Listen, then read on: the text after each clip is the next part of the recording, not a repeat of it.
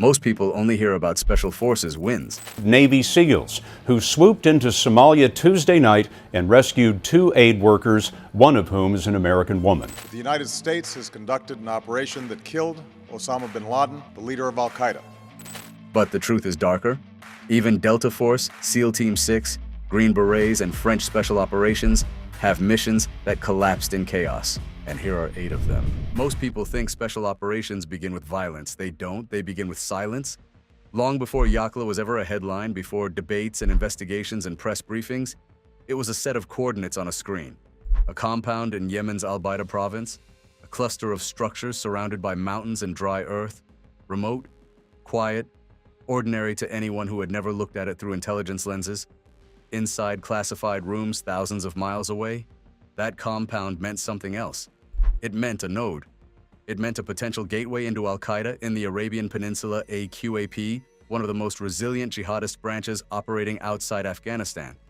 It meant data, hard drives, phones, names, connections. And when intelligence begins to converge on a location like that, a process starts moving. The process eventually leads to men who do not wear rank on their sleeves in public. The element widely attributed to that process on the ground in January 2017 was SEAL Team 6, specifically Gold Squadron. Gold Squadron is not a name you hear in official press conferences. It does not appear in Pentagon briefings. But within the architecture of Joint Special Operations Command, it represents something very specific. A Tier 1 assault element designed for missions where precision matters more than numbers and speed matters more than spectacle. They are not conventional infantry. They are not meant to occupy territory. They are inserted for narrow objectives, and then they disappear. Yakla was structured as one of those narrow objectives. The mission was not pitched as a dramatic takedown. It was not sold internally as a headline operation. It was designed as an intelligence exploitation raid. Go in, secure the target area, collect materials that could expose deeper networks, and extract before the environment could react. Modern counter-terror operations are built on this logic. You don't dismantle networks in a single strike. You pull threads. One compound leads to a courier. One courier leads to a financier. One device leads to another location. The violence, when it happens, is not the point. The information is. Gold Squadron understood that calculus. By early 2017, DEVGRU had spent more than a decade operating inside that system, refining it in Iraq, adapting it in Afghanistan, applying it in remote corners of the globe where networks hid in plain sight. Yakla fit the model. Planning for the raid had reportedly begun weeks earlier.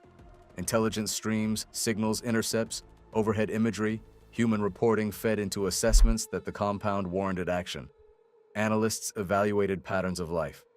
Planners weighed resistance probabilities. Legal reviews were conducted, risk was measured. Risk is never eliminated, it is managed. For Gold Squadron, preparation does not look dramatic. It looks repetitive. Rehearsals, contingency planning, briefings that strip a mission down to essentials. What is the objective? What are the known variables? What happens if insertion is compromised? What happens if resistance is stronger than expected? What is the extraction threshold? Tier 1 units plan backward from failure. They assume friction. They build around it. But friction in rural Yemen carries its own texture. Yakla was not an empty desert structure. It was a village compound inside a tribal region where family, militant, and civilian lines can blur. The terrain is layered stone buildings, narrow approaches, elevated firing positions carved into geography over generations. Even a well-studied objective contains unknowns. And intelligence is not prophecy. It is probability. Somewhere in that process, the decision was made. The intelligence value justified the risk. Gold Squadron would execute. The political context added weight. The raid occurred days into a new U.S. administration. Counter-terror authorities were being reviewed. Delegations were shifting. Although planning predated the transition, timing shapes perception. But politics do not ride in the aircraft. Operators do. For Gold Squadron, Yakla was another mission on a calendar defined by targets, not headlines. The focus narrows at that level. Not ideology, not public reaction, just task clarity, objective, timeline, extraction. In the hours before launch, the atmosphere would not have been cinematic. No speeches, no dramatic declarations. Tier 1 culture rejects theatrics. The emotional temperature drops, not rises. Focus replaces anticipation. Equipment checks are deliberate. Communications reviewed. medical gear accounted for. Every man understands his role, not because of last-minute instructions, but because of repetition. Yakla was expected to be finite, in and out. Limited exposure, short duration, that expectation shapes posture, it shapes loadout decisions, it shapes pacing, it shapes mental framing. There is a difference between planning for a raid and planning for a battle. A raid assumes controlled violence, a battle assumes sustained violence. Yakla was categorized as the former. The insertion would take place at night, the hour when surprise is most likely to hold. Darkness is not concealment, but it is compression. It limits visual fields. It narrows engagements. It favors units trained to operate inside reduced visibility. Gold Squadron has spent years mastering that environment, but mastery does not equal immunity. The final brief would have reduced the mission to clean language, location, expected resistance, objective collection priorities. Every operator in that aircraft would have known the framework. What none of them could know, what no planner can ever guarantee, is how probability will collapse into reality once boots touch ground.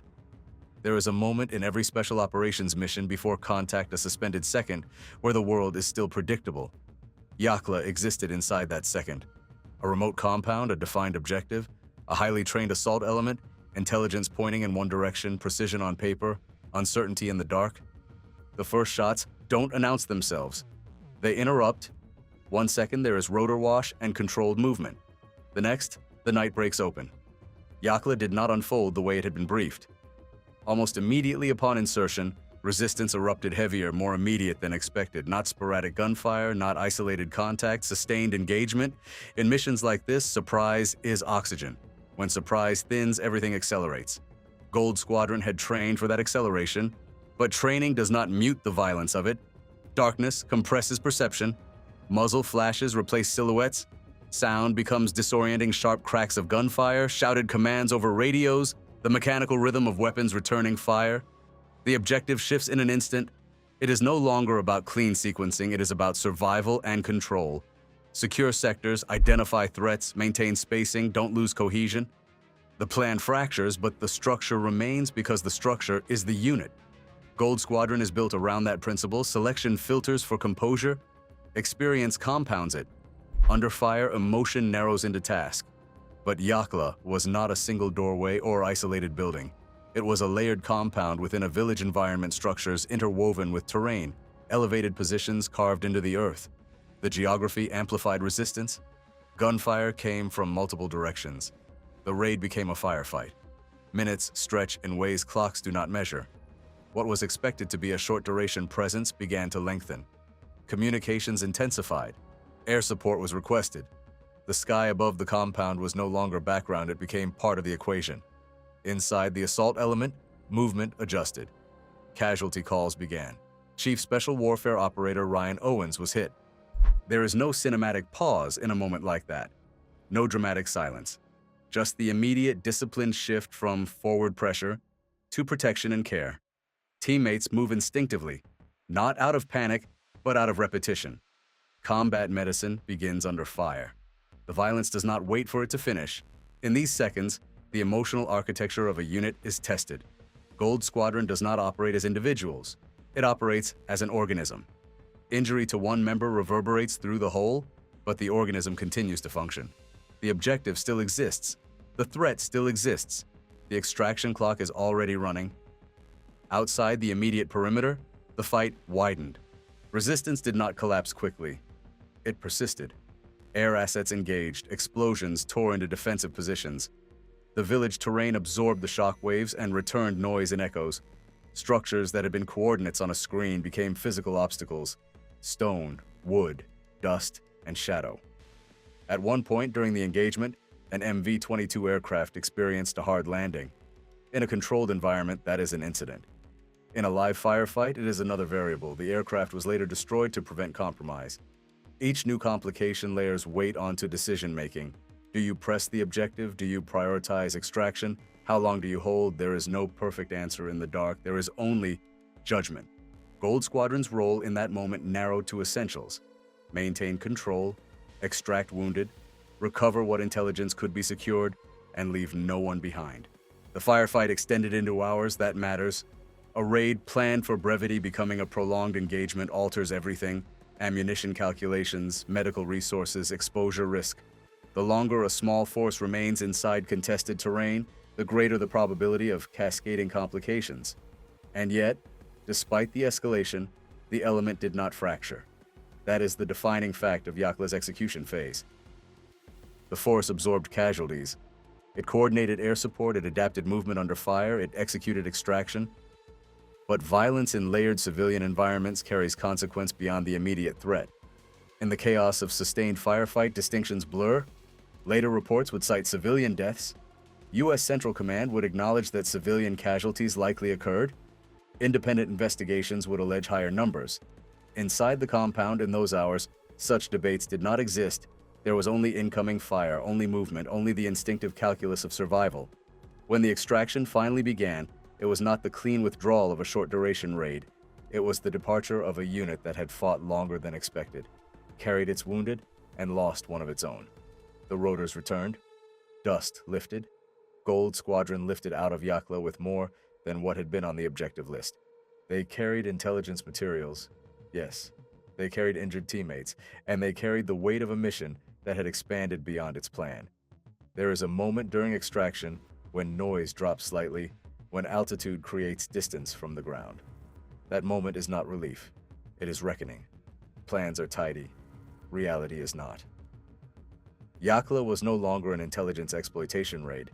It was a battle that would be replayed in briefings, investigations, and headlines far from Yemen's mountains. For Gold Squadron, however, the measure was simpler. They had entered under fire. They had adapted under fire. They had extracted under fire.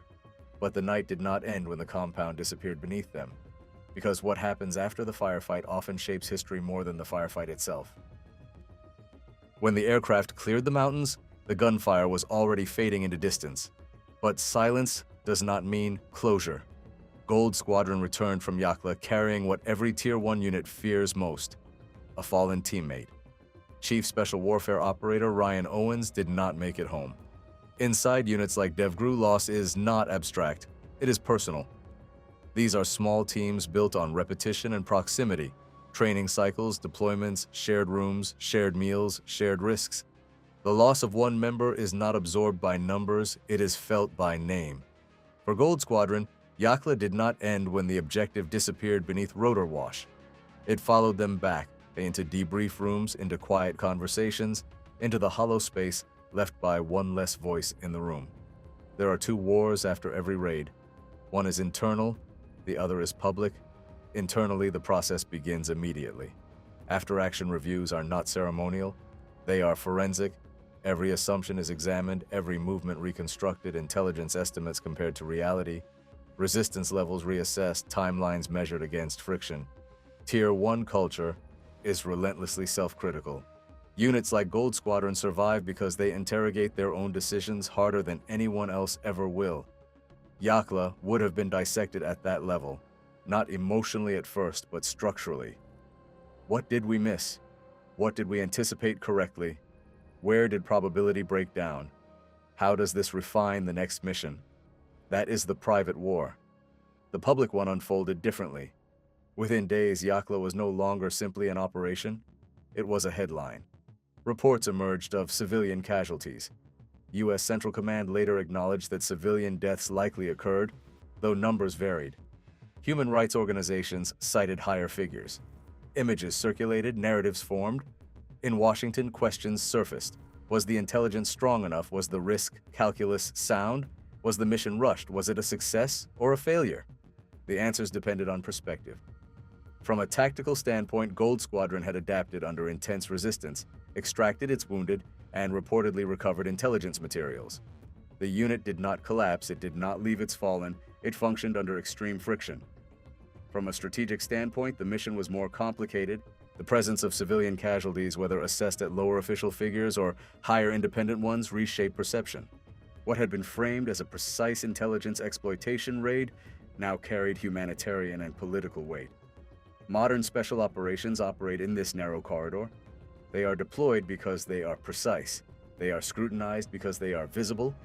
Yakla became a reference point in debates about counter-terror policy, delegation authority, and the risks inherent in high-value raids conducted in civilian inhabited terrain. For Gold Squadron, those debates were distant. Operators do not decide the political frameworks they serve inside. They execute the mission they are given, within the rules and intelligence provided, but they live with the outcomes. There is a quiet detail in operations like this that rarely makes headlines. The return to base, the unloading of gear, the medical evacuations, the empty bunk, the moment when tempo stops and reflection begins. In units like Gold Squadron, grief does not look theatrical. It looks contained, structured, sometimes silent. It is processed in motion, through training, through the next task, through ceremony. Ryan Owen's death became part of the public narrative, a name read at ceremonies, a story told in news segments. For his teammates, it remained something more immediate. Yakla did not redefine DEVGRU, it did not halt JSOC's operational model, but it exposed the thin line these units operate on, where intelligence probability meets human unpredictability. It showed how quickly a controlled raid can widen into sustained battle, how rapidly precision can collide with terrain resistance and layered civilian presence. And it reinforced a truth that Tier 1 operators already understand. Even the best prepared mission exists inside uncertainty. Yakla will be remembered differently depending on who tells it. Some will frame it as a necessary strike against a dangerous network. Some will frame it as an operation where civilian harm overshadowed gains. Some will focus on policy, some on politics. For Gold Squadron, it remains something simpler and heavier. A night when the plan fractured. A night when adaptation mattered. A night that cost them one of their own. The compound at Yakla is still there, stone and dust and silence. But the mission does not live in that terrain anymore. It lives in memory. And in the understanding that in modern counter-terror warfare, success and consequence often arrive in the same aircraft. On October 5th, 2013, before dawn broke over the Somali coast, a team of elite U.S. special operators emerged from the Indian Ocean surf. Their objective was clear: conduct a precision raid on a high-value al-Shabaab target hiding in a well-defended building near the port town of Barawa. This was not a routine mission. It was approved at the highest levels of the U.S. government, a direct response to terror. Just weeks earlier, al-Shabaab militants had stormed Westgate Mall in Nairobi, killing 71 people in cold blood, including civilians from multiple nations. Among the dead were women and children trapped and executed in stores and cafes. Intelligence indicated that one of the key planners of that attack had fled south into Somalia. U.S. agencies had been tracking his movements, and the opportunity finally presented itself. A short window to strike him before he vanished again into the interior. The individual targeted in the raid was known to be a senior figure within al-Shabaab's Amniyat, the group's intelligence and external operations wing. He was described as a foreign fighter with deep operational ties, someone who trained militants, organized logistics, and coordinated attacks beyond Somalia's borders. This was not just another mid-level commander. His fingerprints were on international terror plots, including attempted attacks on Western embassies and infrastructure.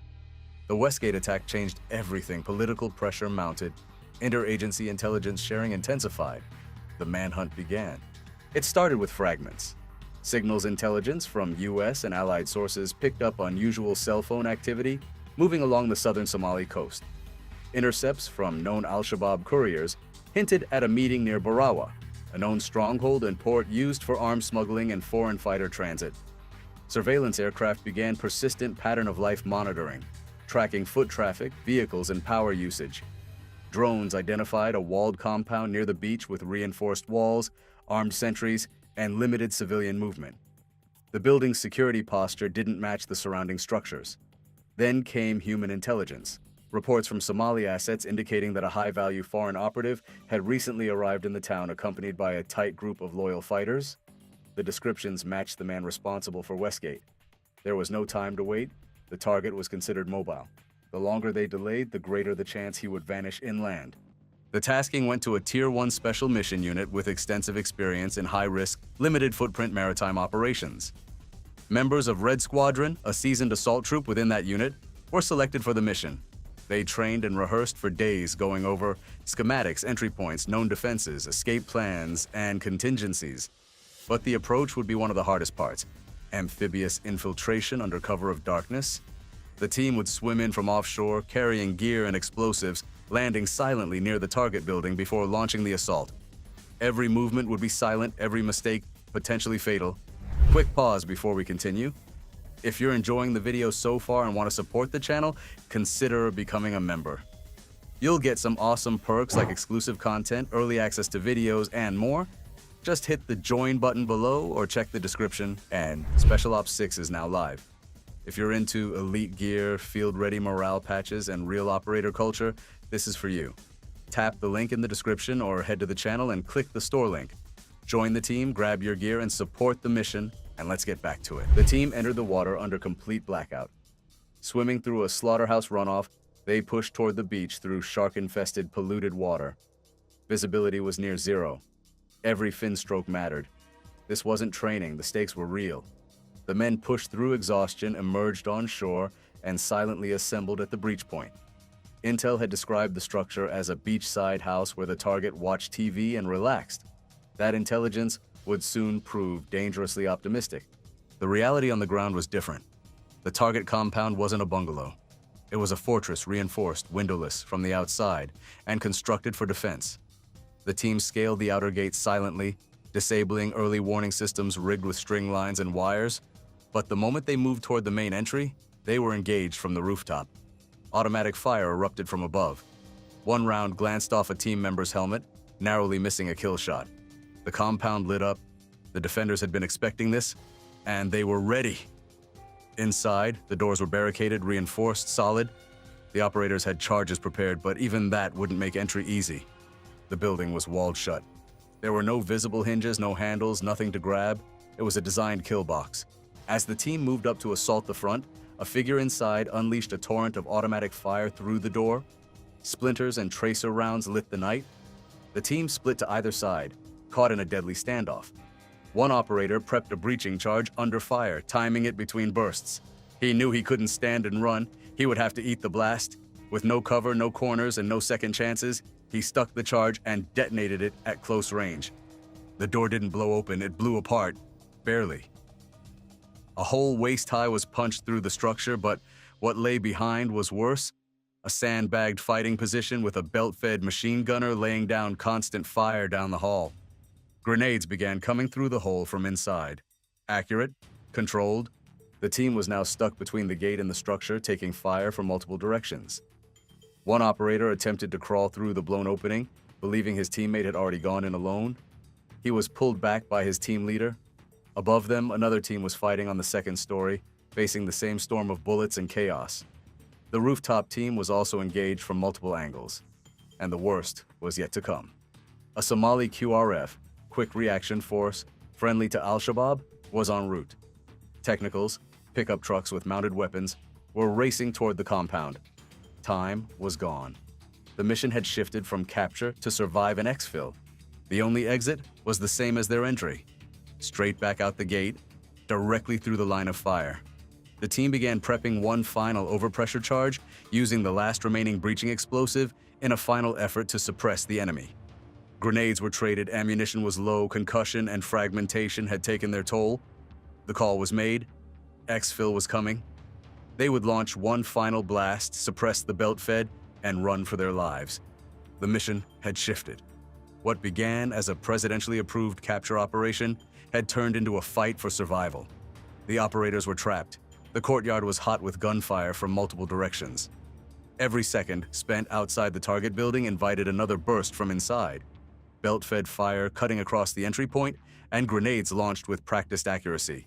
To make matters worse, enemy reinforcements were closing in. Al-Shabaab's QRF, riding in technicals, was now confirmed inbound. There was no time left. The operators had one choice: blast a path out or die trying. The team leader gave the order, prepped the last overpressure breaching charge, a massive concussion device normally reserved for hardened barricades. The blast radius would be severe. The team had no solid cover, but with defenders dug in and the exit point locked down by fire, it was their only chance. Operators on the line did the math in their heads. Distance, overpressure, fragmentation. They'd trained for this, and they knew the risks. One man leaned out, eyes barely exposed beyond the wall, trying to get a final look at the enemy position. He spotted the muzzle flash. Timing had to be perfect. They launched the charge, a T-bomb, manually thrown across the kill zone. It was caught midair, unwrapped on the fly, armed, and thrown forward into the enemy's position. 3 seconds. 2, 1. The compound shook, The blast wave knocked the breacher completely off the porch, ears went numb, pressure punched through chests. The hallway was torn open, enough to disrupt the machine gunner's position for just a second. That second was all they needed. The only way out was straight through the kill zone, the same way they came in, directly in line with the sandbag gunner. Still alive, still firing. One by one, the team ran the gauntlet. The gate was blocked. There was no time to unlock it. One of the largest men on the team lowered his shoulder and blasted through, snapping the gate wide open with brute force. The team surged through, under fire. Tracer rounds chewed up the wall behind them. They never stopped firing back, covering their teammates as they moved. No one slowed down, no one turned around. Despite taking concussive hits from the charge, every operator made it out of the compound. But the mission wasn't over. Now came the most dangerous part of all, the sea. The extract platform was waiting offshore. Rigid-hulled boats and jet skis meant to get the team back to a mothership operating in international waters. But the surf was brutal. Waves capsized platforms. Zodiac boats flipped. In the confusion, some team members became separated in the dark. Operators began swimming for their lives. Some wrapped tow lines around their wrists to be dragged out by boats. One man was spun so violently, he dislocated his shoulder and lost use of his arm mid-swim. When he tried again with the other arm, it dislocated too. Now he was floating disabled, in full kit, in open water. Another operator was thrown from a jet ski with such force that it damaged his hip sockets. He couldn't kick, couldn't move. He had to be towed, dead weight, by his swim buddy. Others turned on infrared strobes, signaling pickup points. The chaos was total. Waves, shouting, spinning propellers, equipment floating away, and the looming threat of enemy fire. Eventually, all surviving team members were pulled aboard recovery craft. They returned to the mothership bruised, battered, and burned, but alive. Once back on board, medics began immediate triage. Operators were stripped of their gear. Their bodies were covered in metal fragments, not embedded but coating their skin. Eyes, ears, even between fingers and underbody armor. Shrapnel dust, a fine metallic mist from grenades and walls torn apart. Everyone was severely concussed, hearing loss, headaches, disorientation. But miraculously, none of the fragments had pierced vital organs. As one operator later put it, it was like God said, "Not today." Despite the ferocity of the fight, the high-value target was not captured. It remains unclear whether he was killed in the compound or escaped during the chaos. For political reasons, the team had been ordered to bring him back alive, a rare constraint in a target like this. But in Somalia, when a man refuses to surrender and his building becomes a fortress, capture becomes nearly impossible. The operators were ready to risk their lives to get him. They built plans around it. But there are moments in combat where the mission must change, where survival takes priority. This was one of those nights. One of the key takeaways from Barawa was the gap between intelligence reporting and ground truth. The target building was described in intel reports as a beachside residence where the suspect watched TV and relaxed. Nothing suggested a hardened stronghold with rooftop defenses, machine gun nests, and layered barricades. But that's exactly what the operators found. A building designed to channel attackers into kill zones. The contrast between what was expected and what was real nearly cost lives. It reinforced a hard truth in special operations. No plan survives first contact, and even the best prepared mission can turn to chaos in seconds. The Barawa raid wasn't a failure, it was a harsh lesson. It exposed al-Shabaab's tactical evolution, their ability to prepare for direct action raids, and the real dangers of urban combat in denied environments. It also revealed the limitations of intelligence. The enemy had learned, they built traps, they trained defenders, they weren't just hiding, they were waiting. Despite the challenges every operator made it home, that alone is a success. But the target remained at large. The war on terror had shifted. The men who fought in Barawa knew it, and they knew they'd be back. Remember to like, subscribe, and comment so you don't miss out. Just weeks after the fall of the Taliban, the United States believed it had its best chance to kill or capture Osama bin Laden. Not someday, not somewhere out in the distance, not in the abstract, a real chance. Because by late 2001, the war in Afghanistan had moved with shocking speed. After 9/11, the United States launched Operation Enduring Freedom to destroy al-Qaeda's sanctuary and remove the Taliban regime that had protected it. But the first phase of that war did not look like a giant American ground invasion. It was smaller, faster, and in some ways more improvised than that. CIA paramilitary teams went in early. U.S. Special Forces linked up with anti-Taliban Afghan factions. Air power was layered over local ground forces, and that combination hit the Taliban front lines with a force they could not absorb. Positions collapsed, cities changed hands, Al-Qaeda fighters were pushed out of their known sanctuaries and into more remote ground, and that mattered because once the Taliban began to break, the war stopped being about whether the regime would survive and started becoming about something else, where Osama bin Laden would go when the sanctuary around him gave way. That question narrowed the map. American intelligence increasingly focused on eastern Afghanistan, toward the White Mountains near the Pakistan border. And inside that region, one place stood above all the others: Tora Bora.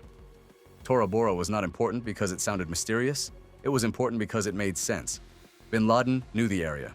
He had long-standing ties to it. He had been associated with the region since the anti-Soviet war of the 1980s. He had used the broader Jalalabad and Tora Bora area before. He understood the terrain, the tribal networks, the routes, and above all, the logic of using mountains near the Pakistani frontier as both refuge and fallback. Tora Bora was not some fantasy underground fortress. It was a real mountain redoubt tied to bin Laden's earlier time in Afghanistan and to a road and support network he knew well. That is what made Tora Bora so dangerous. It was a cave and bunker complex in the Safed Co, the White Mountains, near the Pakistan border. The terrain was brutal: steep slopes, narrow draws, fortified positions, high altitude, winter cold, and limited routes of approach. It was the kind of ground that naturally favored a defender, especially one who was familiar with it and did not need much room to disappear. This was not an easy place to search. It was an ideal place to hide, regroup, and slip away if the exits were not sealed. And this is where the story stops being a broad manhunt and becomes something much more specific. By November 2001, U.S. intelligence judged that the remaining core of Al-Qaeda, including bin Laden himself, had withdrawn toward the White Mountains, with Tora Bora emerging as the key target area. CIA tracking based on communications and human intelligence indicated that bin Laden had moved from the Jalalabad area toward Tora Bora in early November.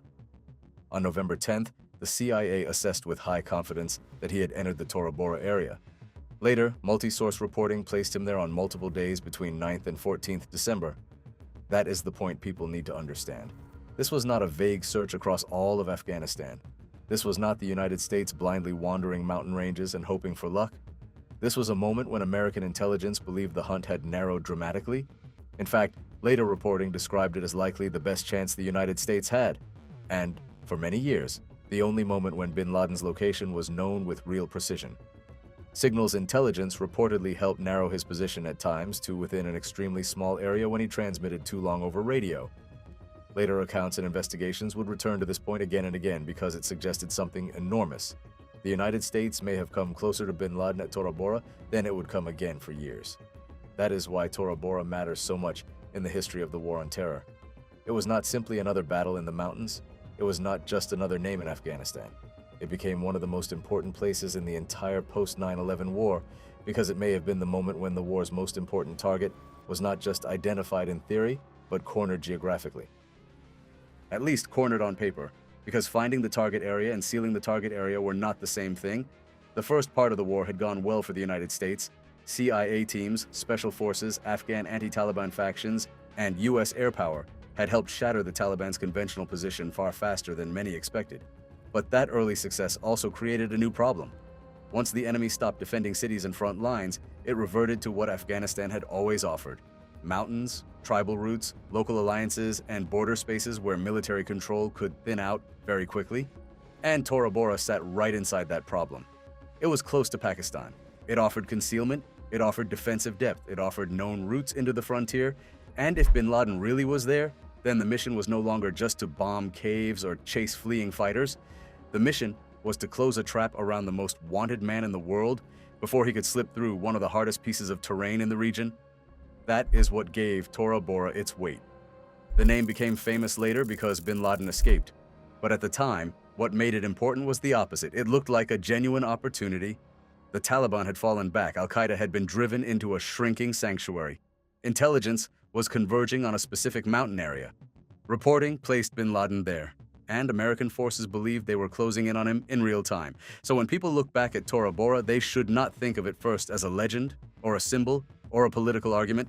They should think of it as a moment when the war had suddenly narrowed, a moment when geography, intelligence, and timing seemed to align, a moment when killing or capturing Osama bin Laden looked not inevitable, but possible. And once that target area was identified, one of the key forces sent after him was Delta Force. Once Tora Bora was identified as the key target area, the hunt changed. It stopped being a broad search across a collapsing battlefield and became something much more immediate. The question was no longer just whether Osama bin Laden had fled into the mountains. The question was whether American forces could get onto that ground fast enough, stay close enough, and hit hard enough before he disappeared into the border region. That is where Delta Force came in.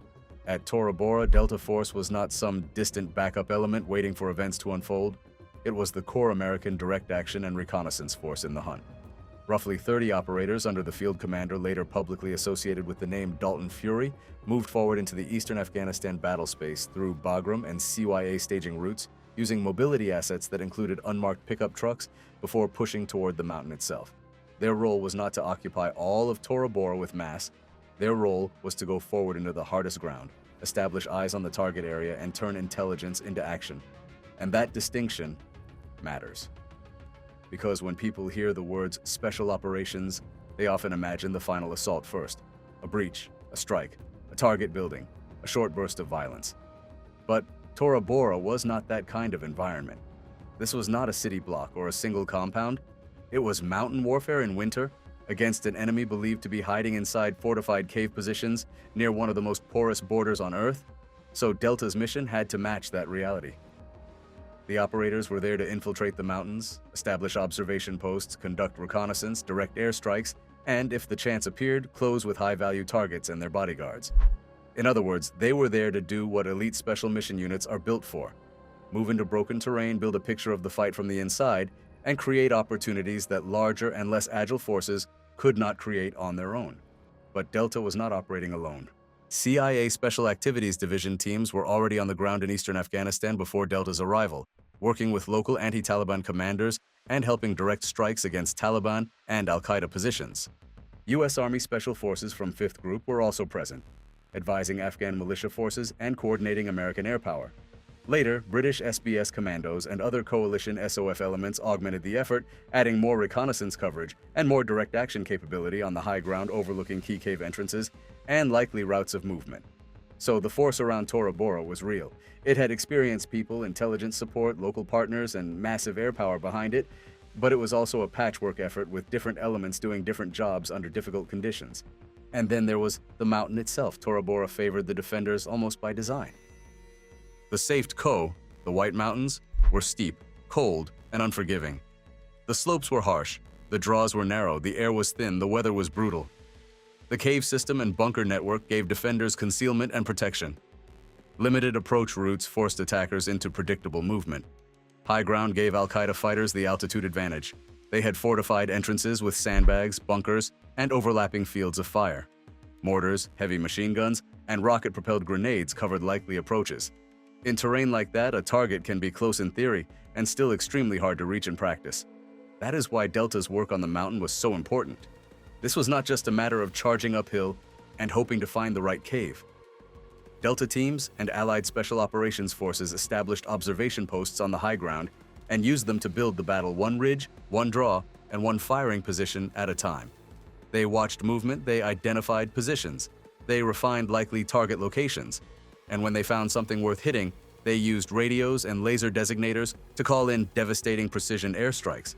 Those strikes collapsed or sealed cave openings, hit visible al-Qaeda positions, and put enormous pressure on defenders inside the shrinking mountain redoubt. That is the tactical picture people need to understand. Delta Force was doing exactly the kind of work it existed to do. Small teams, difficult terrain, high-value target hunt, real-time reconnaissance, air-ground integration, close proximity to enemy positions. This was not ornamental involvement. This was the sharp end of the mission, and signals intelligence became a major part of that picture as well. U.S. and Allied teams monitored al-Qaeda radio traffic throughout the battle, trying to track leadership movement, gauge morale, and refine target development. In a fight like Tora Bora, where visual confirmation was hard and the terrain swallowed distance, SIGINT could make the difference between a vague suspicion and a usable lead. It helped narrow the search, sharpen targeting, and reinforce the belief that senior al-Qaeda figures, including bin Laden himself, were still inside the area being hit. And that is where the pressure on Delta became intense, because this was not just another mountain operation. The men on those ridgelines knew exactly what the mission meant. Every observation post, every radio intercept, every strike request, every movement uphill carried the possibility that they were closing in on the most wanted man in the world. Later reporting and retrospective accounts would describe moments when Delta teams got within hundreds of meters of positions believed to shelter bin Laden. That detail matters because it captures the atmosphere of Tora Bora better than any broad summary can. This was not a distant pursuit. This was not a rumor in another valley. This was the sense at multiple points that the target was near enough to matter and near enough to lose, and all of this happened under real combat pressure. Al-Qaeda fighters were not passive targets trapped in caves waiting to be bombed. They were dug in, armed, and still dangerous. They knew the ground. They had fortified firing points. They used altitude, cover, and defensive depth to make every advance difficult. So when Delta and other SOF elements moved into position, they were not doing so in safety. They were working under conditions where terrain, enemy fire, and uncertainty all cut against them at the same time. That is why Delta Force belongs at the center of this part of the story, because tactically Delta was at the very heart of the hunt. It provided the core direct action and reconnaissance element. It got onto the mountain. It established observation posts. It helped direct the air campaign from close range. It worked with CIA personnel, special forces teams, and coalition partners in the immediate target area. And at times, it got frighteningly close to positions believed to be tied to bin Laden himself. But there was a problem built into the mission from the beginning. Delta could do the tactical work. Delta could observe. Delta could strike. Delta could move forward. Delta could pressure the redoubt. What Delta could not do by itself was control every variable around Tora Bora. It could not single-handedly seal every mountain exit. It could not replace unreliable proxy forces. It could not create a full blocking cordon across the Pakistan frontier. It could not solve the larger operational design above it. Delta was a precision instrument operating inside a much wider battle plan, and that wider plan depended on Afghan militias, Pakistani border forces, coalition politics, and higher-level decisions about what the United States was and was not willing to commit. By the middle of December 2001, the United States had what looked like the ingredients of success. The target area had been identified. American intelligence believed Osama bin Laden was inside it. Delta Force and other special operations elements were on the mountain. Airstrikes were hammering Al-Qaeda positions. The redoubt was shrinking. And yet, bin Laden escaped. That is why Tora Bora remains one of the most debated missed opportunities of the entire war on terror. Not because nothing was done, not because no one got close, but because the mission failed at the level that mattered most. The mountain stronghold was attacked, but the exits were never fully sealed. That distinction is everything. Tactically, the United States and its allied special operations elements were applying heavy pressure. Observation posts had been established. Airstrikes were being directed onto cave entrances, ridgelines, and fortified positions. Signals intelligence was helping narrow target development. Afghan fighters were being pushed uphill with American support. By the standards of a small elite force operating in brutal winter terrain, the tactical effort was real and aggressive. But strategy is not just about pressure, it is about closure. And at Tora Bora, closure depended on forces the United States did not fully control. The biggest problem was that Washington and CENTCOM relied heavily on Afghan militias under local commanders such as Hazrat Ali and Haji Zahir to do work that was absolutely central to the success of the mission. These militias were expected to assault Al-Qaeda positions, hold the line, and most importantly help seal off escape routes leading out of the mountain sanctuary toward Pakistan. On paper, that sounded workable. In practice, it was deeply fragile. Because these militia forces were not American infantry. They were local armed groups with their own priorities, their own rivalries, and their own view of what this battle meant. Some were reluctant to attack well-defended high ground. Some were divided by local politics and personal competition. Some were more interested in preserving strength, bargaining, avoiding casualties, or positioning themselves for power after the battle, than in sacrificing heavily to trap Al-Qaeda's leader in freezing mountain combat. Later reporting and official reviews repeatedly emphasized that these forces did not behave like a disciplined blocking force.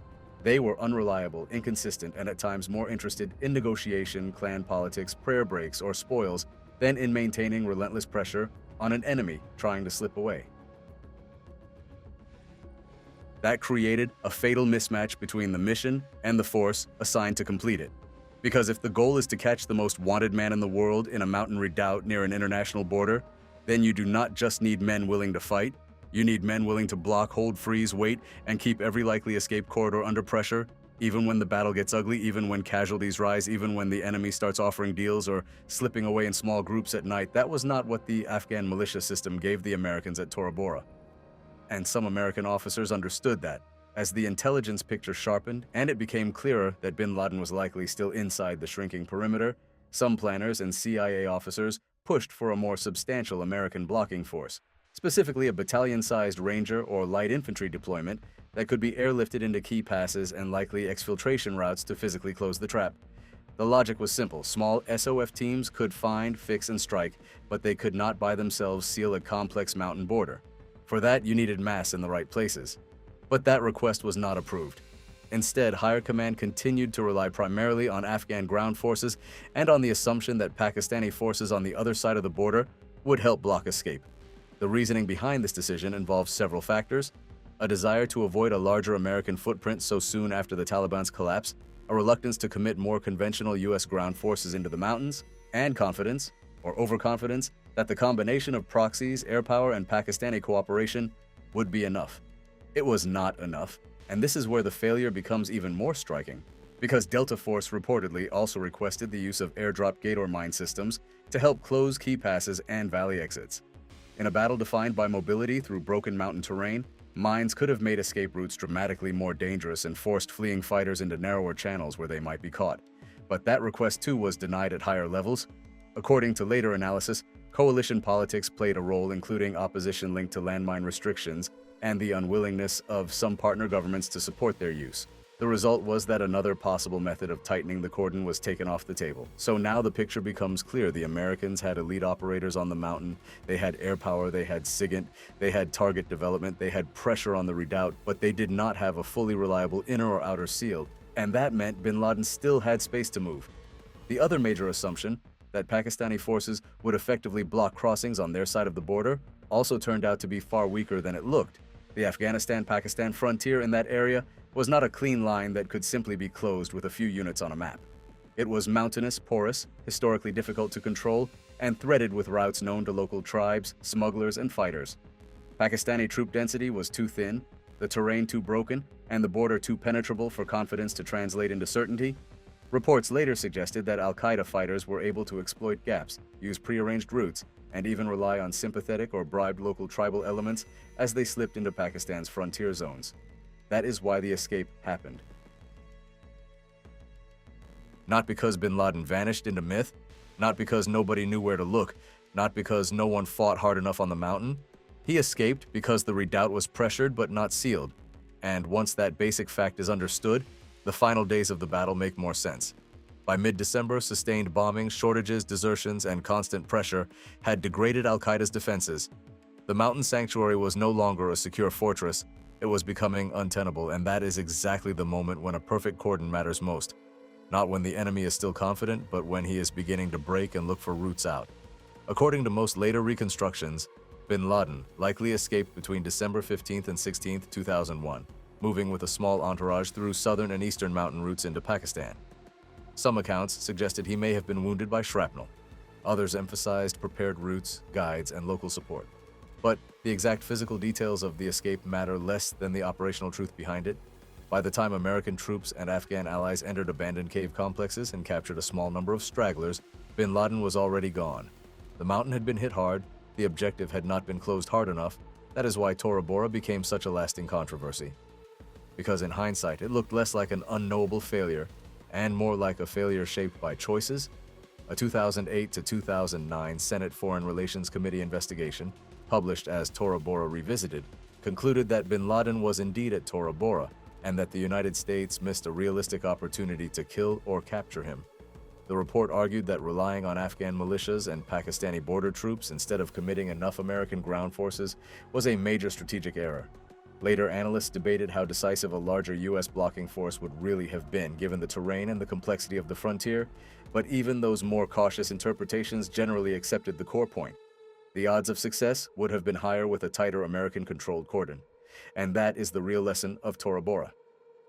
Delta Force and allied SOF did the tactical work. They got onto the mountain, they found positions, they directed strikes, they pushed close, but the broader operational design failed to fully close the exits. That is not the same thing as saying nobody tried. It means the mission depended on a level of control that did not exist. Small elite units were asked to operate at the sharp end of a hunt whose final success depended on unreliable proxy forces, porous borders, coalition constraints, and higher-level decisions against committing more American blocking power. That is why Tora Bora still matters, because it became one of the clearest examples in modern war of the gap between tactical excellence and strategic success. The men closest to the target may have done their jobs, the trap around the target still failed, and that failure changed the next decade of war. On November 4, 1979, a group of Iranian militants climbed over the walls of the United States Embassy in Tehran and seized control of the compound. Within hours, the building was overrun, American diplomats and staff were taken prisoner, and one of the most dramatic international crises of the Cold War had begun. What initially appeared to be a protest quickly turned into a prolonged hostage situation that would grip the United States for more than a year. In total, 66 Americans were captured during the takeover of the embassy, although several were later released.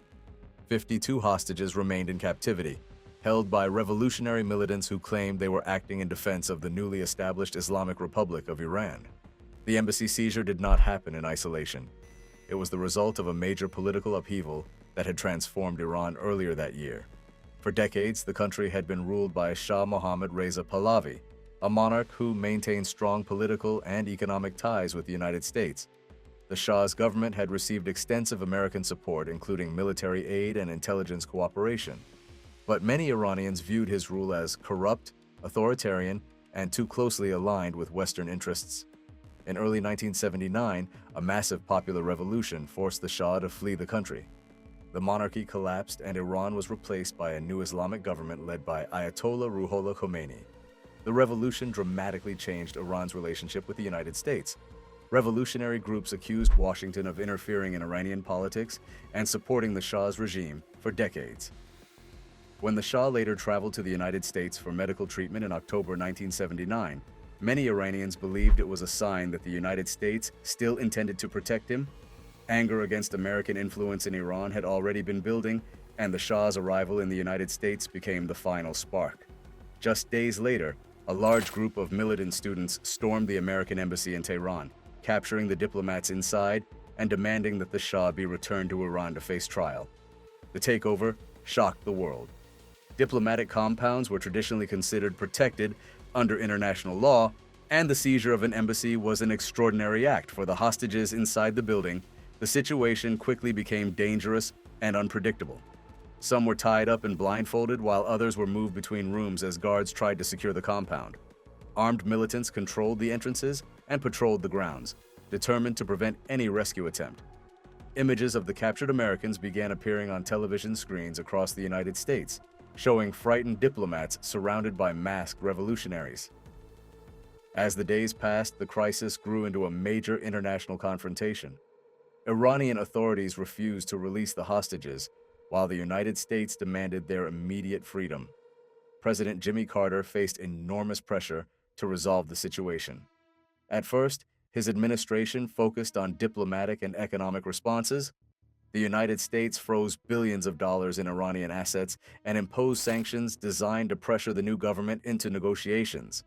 American diplomats worked through international organizations and foreign governments to find a peaceful solution. But none of these efforts succeeded. The militants holding the hostages remained defiant, and Iran's revolutionary leadership showed little willingness to compromise. Each day that passed increased the sense of frustration inside the United States. The hostage crisis dominated news coverage and political debate, becoming one of the most significant issues facing the Carter administration. Americans watched nightly television updates that counted the number of days the hostages had been held captive. The crisis became a symbol of national humiliation, as the world's most powerful country appeared unable to secure the release of its own citizens. Behind the scenes, the Carter administration began quietly exploring other options. If diplomacy failed completely, the United States might have to consider a military rescue operation. Such a mission would be extremely dangerous. Tehran was a massive city, located hundreds of miles inside Iranian territory, surrounded by hostile security forces. Any rescue attempt would require inserting American troops deep into the country, locating the hostages within the embassy compound, and escaping before Iranian forces could respond. The risk of failure was enormous, and if the mission went wrong, the hostages themselves could be killed. Despite those risks, military planners began studying the possibility of a rescue.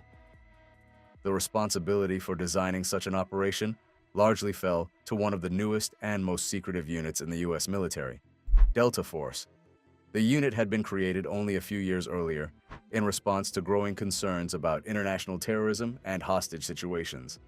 Its founder and commander, Colonel Charles Beckwith, had spent years studying elite special operations units around the world and believed the United States needed a specialized force capable of handling complex counterterrorism missions. Now his unit faced the kind of challenge it had been designed for. Planning a rescue mission for the Tehran hostages was unlike anything the U.S. military had attempted before.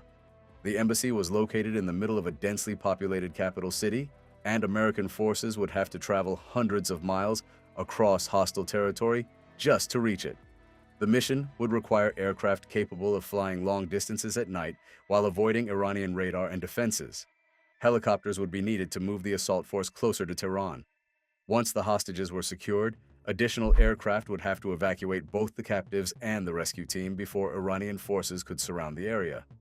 Every step of the plan would require precise coordination between multiple units and branches of the military. For months, planners worked quietly on possible rescue scenarios. Training exercises were conducted in remote locations, and intelligence teams studied satellite imagery and other information about the embassy compound. Delta Force operators rehearsed the type of assault that might be required if the mission moved forward. But the rescue operation would only be authorized if political leaders concluded that no other solution remained. By early 1980, the situation had reached that point. The hostages had been held for months, negotiations had produced no meaningful progress, and the pressure on the Carter administration continued to grow. Eventually, the president and his national security team concluded that a military rescue attempt was the only remaining option. On April 16, 1980, President Carter formally approved the plan that would become known as Operation Eagle Claw. The mission would be one of the most ambitious special operations plans ever attempted. It would involve aircraft flying from distant staging areas, helicopters launching from an aircraft carrier in the Arabian Sea, and elite assault teams infiltrating deep into Iranian territory. If everything worked perfectly, the hostages could be freed and evacuated in a matter of hours.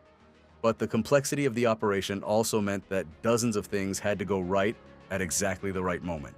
And as the planners would soon discover, even the smallest unexpected problem could bring the entire mission to a halt. Once President Carter approved the rescue attempt, the challenge shifted from deciding whether to act to figuring out how such a mission could actually be carried out.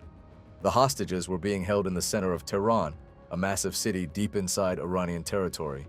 Any rescue force would have to travel hundreds of miles across hostile airspace, avoid detection by Iranian military forces, and reach the embassy compound without alerting the guards holding the captives. Unlike many modern special operations missions, the United States in 1980 did not yet have a permanent command structure designed specifically for these kinds of operations. Different branches of the military would need to coordinate aircraft, helicopters, and ground forces for a mission unlike anything attempted before. The plan that emerged from months of preparation was extraordinarily complex. It required a combination of long-range aircraft, helicopters launched from an aircraft carrier, and multiple staging areas inside Iran. The operation would unfold over 2 nights and several phases. Each step depended on the success of the previous one. If any part failed, the entire mission could collapse before reaching Tehran. The first phase involved inserting the rescue force into Iran. 3 U.S. Air Force MC-130 transport aircraft carrying Delta Force operators and other support personnel would depart from Masira Island in Oman. These aircraft were designed for special operations missions and could fly long distances at low altitude during the night, making them difficult to detect by radar. Alongside them, 3 EC-130 aircraft would also fly into Iran, carrying large quantities of fuel and additional equipment needed for the operation. Their destination was a remote landing zone deep inside the Iranian desert that planners had designated as Desert 1. Desert 1 was chosen because of its isolation. Located roughly 200 miles southeast of Tehran, the site was far from major cities and large military installations. The idea was to create a temporary refueling base where aircraft could land, prepare for the next phase of the mission, and remain hidden from Iranian authorities. When the MC-130s arrived, Air Force combat controllers would secure the landing zone and guide the other aircraft into position. The EC-130 tankers would then provide fuel for the helicopters that would soon arrive from the Arabian Sea. At the same time, the fixed-wing aircraft were flying toward Desert 1. Another element of the mission was launching from the sea. 8 RH-53D Sea Stallion helicopters lifted off from the deck of the aircraft carrier USS Nimitz. These helicopters were large, long-range aircraft capable of carrying heavy loads over long distances. Their mission was to fly hundreds of miles inland across Iran and rendezvous with the transport aircraft waiting at Desert 1. Once there, the helicopters would refuel and prepare to carry the assault force closer to Tehran. The rendezvous at Desert 1 was the most critical point in the entire operation. If enough helicopters successfully reached the landing zone, they would load the Delta Force assault teams and transport them deeper into Iran. From there, the mission would continue toward the next stage, a concealed staging area closer to the capital known as the Hide Site. The helicopters would carry the rescue force to this location, which was roughly 65 miles from Tehran. Once they arrived, the operators would remain hidden during the daylight hours to avoid detection. The rescue itself would take place the following night. Under the cover of darkness, the assault force would move from the Hide Site into Tehran. Delta Force operators would infiltrate the U.S. Embassy compound, neutralize the guards, and locate the hostages inside the building. At the same time, another force of Army Rangers would conduct a separate operation at Mansouriya Airfield, located outside the city. Their job would be to seize and secure the runway so that large transport aircraft could land safely. Once the hostages were freed, the helicopters would transport them from the embassy compound to the captured airfield. There, C-141 transport aircraft would land and evacuate both the hostages and the rescue force out of Iran. The Rangers would destroy any remaining equipment before departing, ensuring that nothing useful would fall into Iranian hands. If every stage of the plan worked perfectly, the entire operation, from the assault on the embassy to the evacuation of the hostages, could be completed in just a few hours. But the plan also carried enormous risks. It required precise coordination between multiple aircraft types, pilots from different military branches, and ground forces operating deep inside hostile territory. Aircraft had to fly at night across unfamiliar terrain while maintaining strict radio silence to avoid detection. Helicopters and transport planes had to refuel together in the middle of the desert under complete darkness. Any mechanical problem, navigational error, or delay could disrupt the entire sequence of events. Even small, unexpected events had the potential to derail the mission. Desert 1, for example, was located near a public road used occasionally by local traffic. If civilians passed through the area while the aircraft were landing and refueling, the secrecy of the operation could be compromised. Weather conditions also posed a serious threat. Helicopters flying hundreds of miles inland across the desert could encounter dust storms that might affect visibility and aircraft performance. Because the entire mission depended on helicopters reaching the rendezvous point, losing even a few aircraft could make the rescue impossible. Despite these risks, the mission moved forward. By April 24, 1980, the forces assigned to Operation Eagle Claw were ready. Aircraft carrying Delta Force operators lifted off from Oman and began their long flight toward the desert landing zone. At the same time, the helicopters aboard the USS Nimitz launched and headed inland across the dark waters of the Arabian Sea before crossing into Iranian territory. If everything went according to plan, both groups of aircraft would arrive at Desert 1 and prepare for the next stage of the rescue mission. But as the helicopters moved across the Iranian desert, something unexpected appeared in their path, an enormous wall of dust sweeping across the landscape. What the pilots were about to encounter would change the course of the entire operation. As the helicopters from the USS Nimitz pushed deeper into Iranian airspace, the mission began encountering problems that planners had not fully anticipated. Ahead of the aircraft, enormous walls of dust were rising across the desert landscape. These storms, known locally as hayboobs, could form suddenly and reduce visibility to almost zero. As the RH-53D helicopters flew toward the rendezvous point at Desert 1, they entered one of these massive dust clouds. Pilots struggled to maintain formation as sand filled the air and visibility dropped dramatically. What had been planned as a carefully timed approach was quickly becoming far more difficult. The storm affected more than just visibility. The helicopters were flying hundreds of miles inland across harsh terrain, and the thick dust began interfering with instruments and aircraft systems.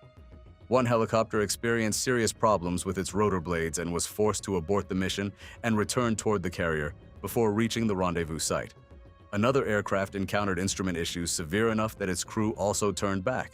As the remaining helicopters continued flying through the storm, the formation began to spread out and the timing of the mission started slipping further behind schedule.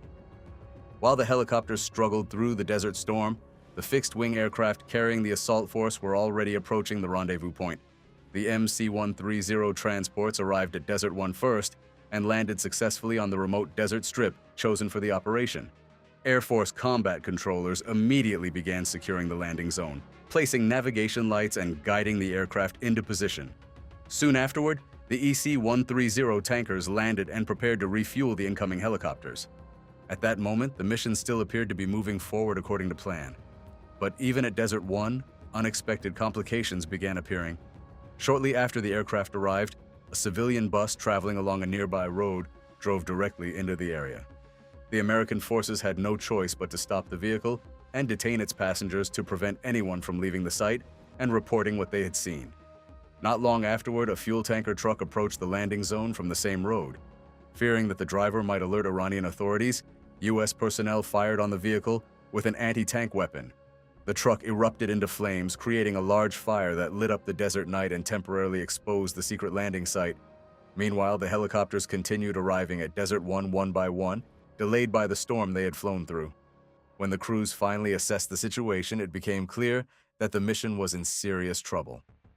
One of the helicopters that had made it to the landing zone reported a major hydraulic failure that could not be repaired in the field.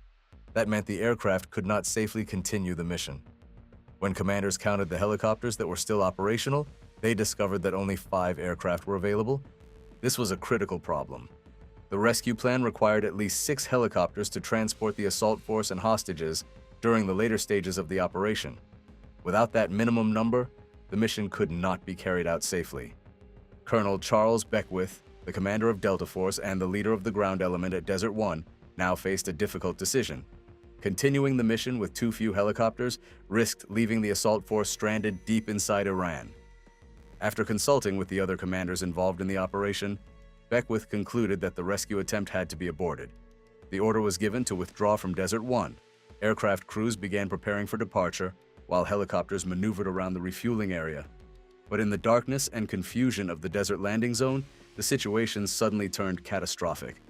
One of the RH-53 helicopters began moving into position near an EC-130 tanker aircraft loaded with fuel. During the maneuver, the helicopter's rotor blades struck the tanker. In an instant, the aircraft collided and erupted into a massive explosion as fuel ignited across the landing zone. The blast destroyed both aircraft and killed 8 American servicemen, 5 members of the U.S. Air Force, and 3 Marines operating the helicopter. Flames spread across the desert floor, while surviving crews rushed to evacuate the area.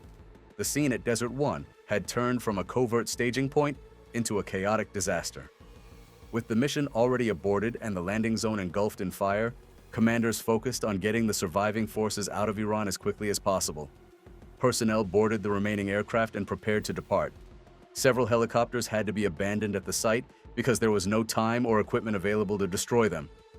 Within minutes, the transport aircraft lifted off from the desert and began flying back toward Oman. Operation Eagle Claw had ended before it ever reached Tehran. The hostages remained captive, the rescue mission had failed, and 8 American servicemen had lost their lives in the Iranian desert. What had been planned as one of the most daring special operations missions in history had collapsed at the rendezvous point that was supposed to begin the assault, but the consequences of that failure would not end with the mission itself. The disaster at Desert 1 exposed major weaknesses in how the United States organized and coordinated its special operations forces. In the months that followed, those lessons would lead to sweeping reforms that reshaped American special operations for decades to come. The explosion at Desert 1 marked the end of Operation Eagle Claw, but the story did not end there.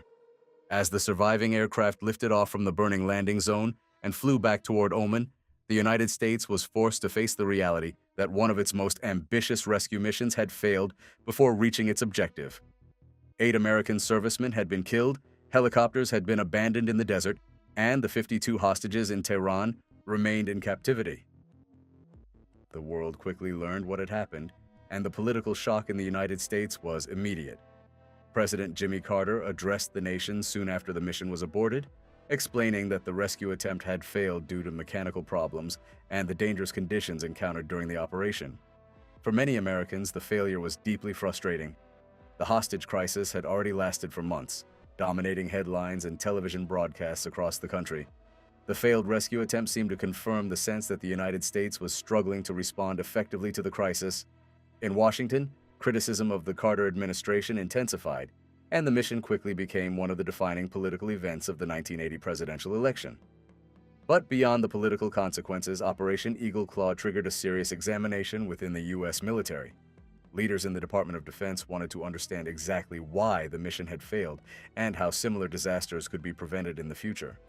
A formal investigation led by Admiral James Holloway carefully analyzed every stage of the operation, from the planning process to the final moments at Desert One. The investigation revealed that the failure had not been caused by a single mistake. Instead, several problems had combined to create a chain of events that eventually doomed the mission. Mechanical failures had reduced the number of helicopters available for the operation. The unexpected sandstorm had delayed the aircraft and forced pilots to navigate through extremely difficult conditions. Communication limitations caused by strict radio silence prevented commanders from sharing critical information quickly enough during the flight. When these problems appeared together, the mission's carefully designed timeline began to collapse. Perhaps the most important lesson involved the structure of U.S. Special Operations Forces at the time. In 1980, elite units from the Army, Navy, Air Force, and Marine Corps often operated independently from one another. During Operation Eagle Claw, these units had been brought together for a complex mission that required precise coordination between aircraft crews, helicopter pilots, and ground assault teams. Yet many of these forces had never trained together before. The investigation concluded that the United States lacked a permanent command structure capable of planning and executing such complicated joint special operations missions. In response to these findings, the Department of Defense began implementing significant reforms. Later in 1980, the Joint Special Operations Command, JSOC, was established at Fort Bragg, North Carolina. Its purpose was to bring together elite units from different branches of the military and allow them to train, plan, and operate under a unified command. By integrating these units into a single organization, the military hoped to ensure that future special operations missions would be better coordinated and more flexible in the face of unexpected problems. The reforms continued throughout the decade. Military leaders and members of Congress recognized that special operations forces required dedicated resources and oversight to handle increasingly complex missions. In 1987, the United States created the U.S. Special Operations Command, U.S. SOCOM, to oversee all special operations units across the armed forces. U.S. SOCOM was given authority to organize, train, and equip these forces for missions involving counterterrorism, hostage rescue, and other unconventional operations. These changes gradually built the modern special operations system that exists today. Units such as Delta Force, Navy SEAL teams, Special Operations Aviation Squadrons, and intelligence support elements began working together under a unified structure designed specifically for high-risk missions. Training programs became more integrated, communication systems improved, and planning processes were redesigned to account for the kinds of challenges revealed during Operation Eagle Claw. The legacy of these reforms became clear in the decades that followed. U.S. Special Operations Forces carried out complex missions across the world, often involving the same types of coordination between aircraft, helicopters, intelligence units, and assault teams that had proven so difficult during the rescue attempt in Iran. Many of the capabilities that later enabled famous missions, including hostage rescues and high-value target raids, were built directly from the lessons learned after Eagle Claw. Meanwhile, the hostage crisis itself continued long after the failed rescue attempt. The American captives remained imprisoned in Iran, while negotiations slowly resumed through diplomatic channels. Finally, after 444 days in captivity, the remaining hostages were released on January 20, 1981, the same day Ronald Reagan was inaugurated as President of the United States. Today, Operation Eagle Claw is remembered as both a tragedy and a turning point.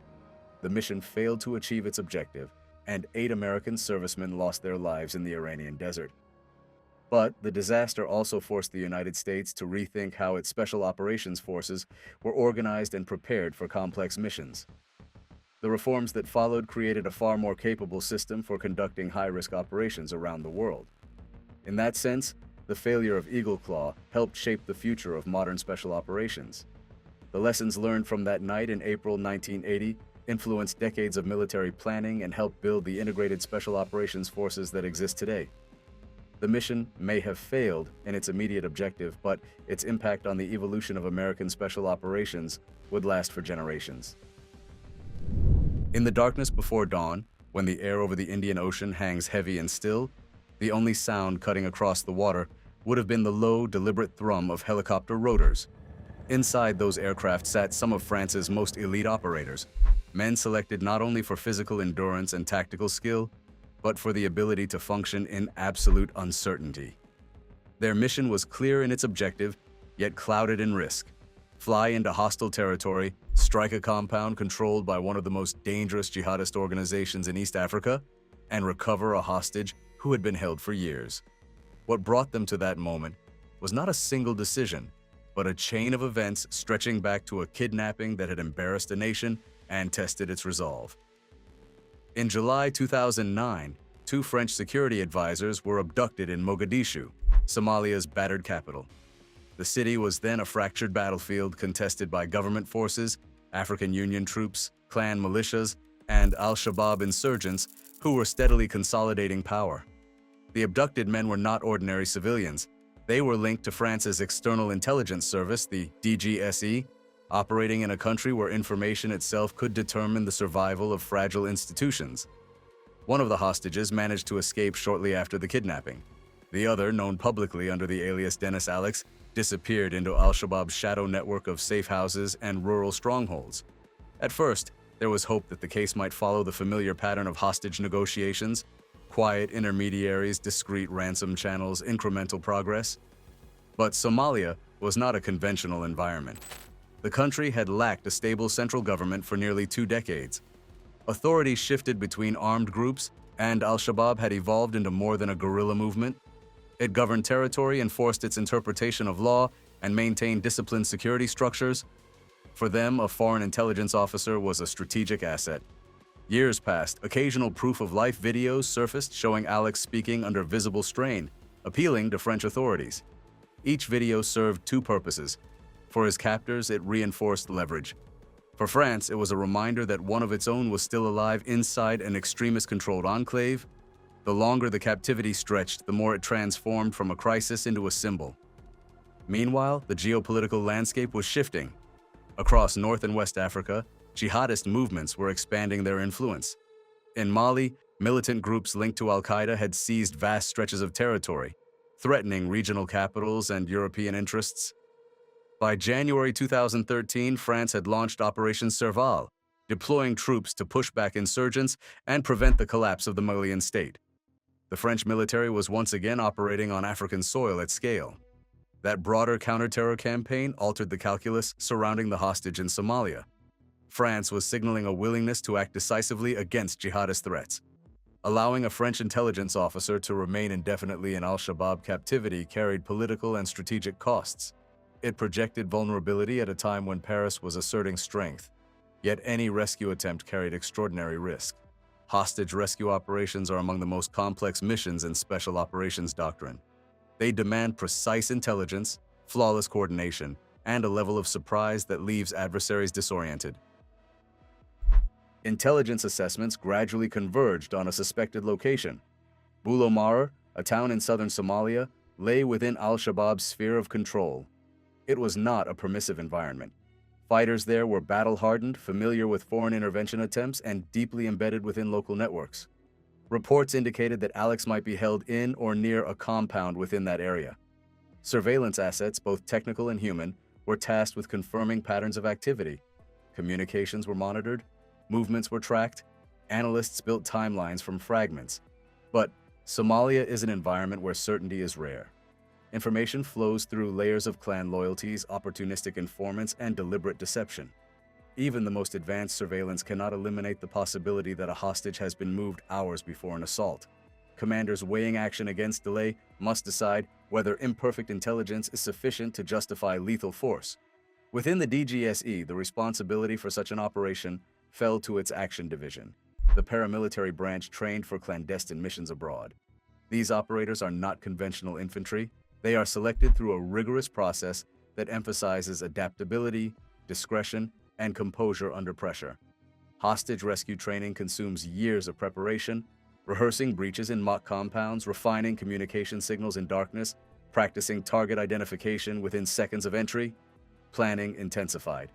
The assault force would insert at night using helicopters launched from a maritime staging point. Approximately 50 commandos would deploy, organized into assault and support elements. The plan relied on speed: insert, move to target, breach, secure the hostage, and extract before Al-Shabaab could mass reinforcements. Every minute beyond the initial breach would increase risk exponentially. Political authorization required careful deliberation. A failed raid could result in the death of the hostage and French operators. It could inflame local populations, strain relations with Somali authorities, and provide propaganda fuel for Al-Shabaab. Success, however, would send a powerful message. France does not abandon its own. The timing of the operation was not accidental. France's intervention in Mali had already signaled a broader campaign against jihadist groups in Africa. Intelligence suggested that Al-Shabaab's posture might be shifting in response to regional developments. Some reports indicated increased security around suspected holding sites. Whether that change reflected routine precaution or awareness of foreign surveillance remained unclear. In Paris, senior officials confronted a stark choice: continue waiting, hoping negotiations might yield progress, or act decisively before the intelligence window closed. Hostage rescues hinge on opportunity. Delay too long, and the target disappears. Move too soon, and the intelligence may be incomplete. Authorization was granted. As the helicopters prepared for launch, the operators conducted final checks, equipment secured, communications verified, night vision systems calibrated. Each man understood the narrow margin between success and catastrophe. In hostage rescue doctrine, surprise is the ultimate force multiplier. The objective is to overwhelm defenders before they can react, to reach the hostage before captors can execute contingency plans. The flight path toward the Somali coast would be flown low and controlled, minimizing exposure. Below lay terrain shaped by years of conflict, settlements accustomed to gunfire, fighters conditioned to respond quickly to threats. In such environments, the sound of approaching aircraft can travel rapidly through informal networks of lookouts. Some intelligence assessments had warned that Al-Shabaab maintained early warning systems in towns under its control. Youths positioned at road junctions, sympathizers embedded in civilian areas, spotters scanning horizons for unusual movement. Whether those systems were active that night was unknown. Inside the aircraft, there was no room for speculation. The plan had been rehearsed in detail, landing zones identified, breach points assigned, contingencies outlined. Yet no rehearsal can fully replicate the unpredictability of real terrain and live adversaries. As the helicopters crossed into Somali airspace, the mission transitioned from preparation to execution. The distance between strategy and reality narrowed with each mile. If intelligence was accurate and surprise achieved, the operation could unfold in minutes. If not, the assault force would find itself engaged in a firefight deep inside hostile territory. Back in France, the mission remained undisclosed. Families of the operators were unaware. The broader public knew nothing of the unfolding attempt. At the center of it all was a man who had been held for more than 3 years, his fate uncertain, his location narrowed to a single compound on a map. In Boulomara, the night seemed ordinary. Houses lay quiet. Armed guards rotated shifts. Somewhere within the suspected compound, Dennis Alex, if the intelligence was correct, remained under watch. The helicopters descended toward their landing zone. The plan depended on speed, silence, and surprise. But in war, even the most meticulously designed operations must confront the possibility that the enemy is waiting. The helicopters approached Boulomara under the cover of darkness, flying low over the coastline before turning inland toward the objective. From above, the town would have appeared quiet. Clusters of small buildings pressed against dusty roads, shadows broken only by scattered lights. Inside the aircraft, the commandos of the DGSE's Action Division sat in silence, focused on the final seconds before insertion. Night vision optics cast the world in muted green. Weapons were checked again. Each operator already knew his role the moment the landing skids touched the ground. The plan was built around shock: a rapid descent, immediate disembarkation, and swift movement to the target compound. The assault element would breach, secure the hostage, and extract before Al-Shabaab could organize a response. Every minute mattered. In hostage rescue doctrine, the first moments are decisive. Confusion is the ally of the attacker. But as the helicopters descended toward their landing zone around 2 a.m. local time, something felt wrong almost immediately. Witnesses later described hearing a series of explosions and gunfire within moments of the aircraft's arrival. That detail suggested the defenders were not caught entirely off guard. Instead of a silent insertion followed by a controlled breach, the commandos were met with resistance almost as soon as they exited the helicopters. Al-Shabaab fighters had been positioned in and around the objective area. Whether through forewarning, heightened alert due to regional tensions, or routine defensive posture, they were ready enough to respond rapidly. The element of surprise, the most critical advantage in such an operation, had been compromised. As the first French operators hit the ground, automatic weapons fire erupted. Tracers cut through the dark, grenades detonated near the landing zone. In a matter of seconds, the mission shifted from surgical rescue to intense firefight. The assault teams pushed forward despite the resistance. Training dictates momentum. Once engaged, hesitation only increases vulnerability. They moved toward the suspected compound holding Dennis Alex, navigating through narrow paths and low structures while under sustained fire. Support elements attempted to suppress enemy positions to create corridors of movement. The firefight intensified. Reports indicate that approximately 50 French commandos were involved in the operation. Against them were Al-Shabaab fighters entrenched in familiar terrain, reinforced by local militants who could mobilize quickly once the sound of helicopters and gunfire spread through the town. Boulot Marer was not an isolated building in open desert. It was an insurgent-controlled community. The clash lasted far longer than intended. Instead of minutes, the engagement stretched into roughly 30 to 45 minutes of sustained combat. In close-quarters environments like this, distances collapse quickly. Gunfire ricochets off walls. Visibility is limited by smoke and dust. Communication becomes difficult, especially when multiple contact points develop simultaneously. French officials would later state that approximately 17 Al-Shabaab fighters were killed during the operation. Independent verification of that number remains difficult, but there is little doubt that the fighting was heavy. The assault force had achieved localized dominance in parts of the objective area, but not without cost. 2 French commandos were killed during the operation. One died during the firefight, the other was wounded and could not be evacuated in the chaos. In high-risk operations, extraction windows are narrow. When helicopters must return under fire, space and timing dictate hard decisions. As the situation deteriorated and resistance intensified, the command element faced a brutal reality. Remaining on the ground increased the risk of losing more operators without securing the hostage. Amid the gunfire, the primary objective became increasingly uncertain. There was no confirmation that Dennis Alex had been reached. If he was inside the compound, the delay had given captors time to react. In hostage rescue scenarios, captors often maintain contingency plans. At the first sign of an assault, they may relocate or kill the hostage to prevent recovery. The firefight created a race against time that the assault force could not win. French commandos attempted to continue pushing toward the target structures, but Al-Shabaab resistance hardened. Fighters used knowledge of terrain to reposition and fire from covered angles. Urban and semi-urban environments heavily favor defenders who know every exit and alley. As ammunition levels dropped and reinforcements from Al-Shabaab began converging on the area, the French command was forced to reassess. Extraction helicopters were called back into the engagement zone.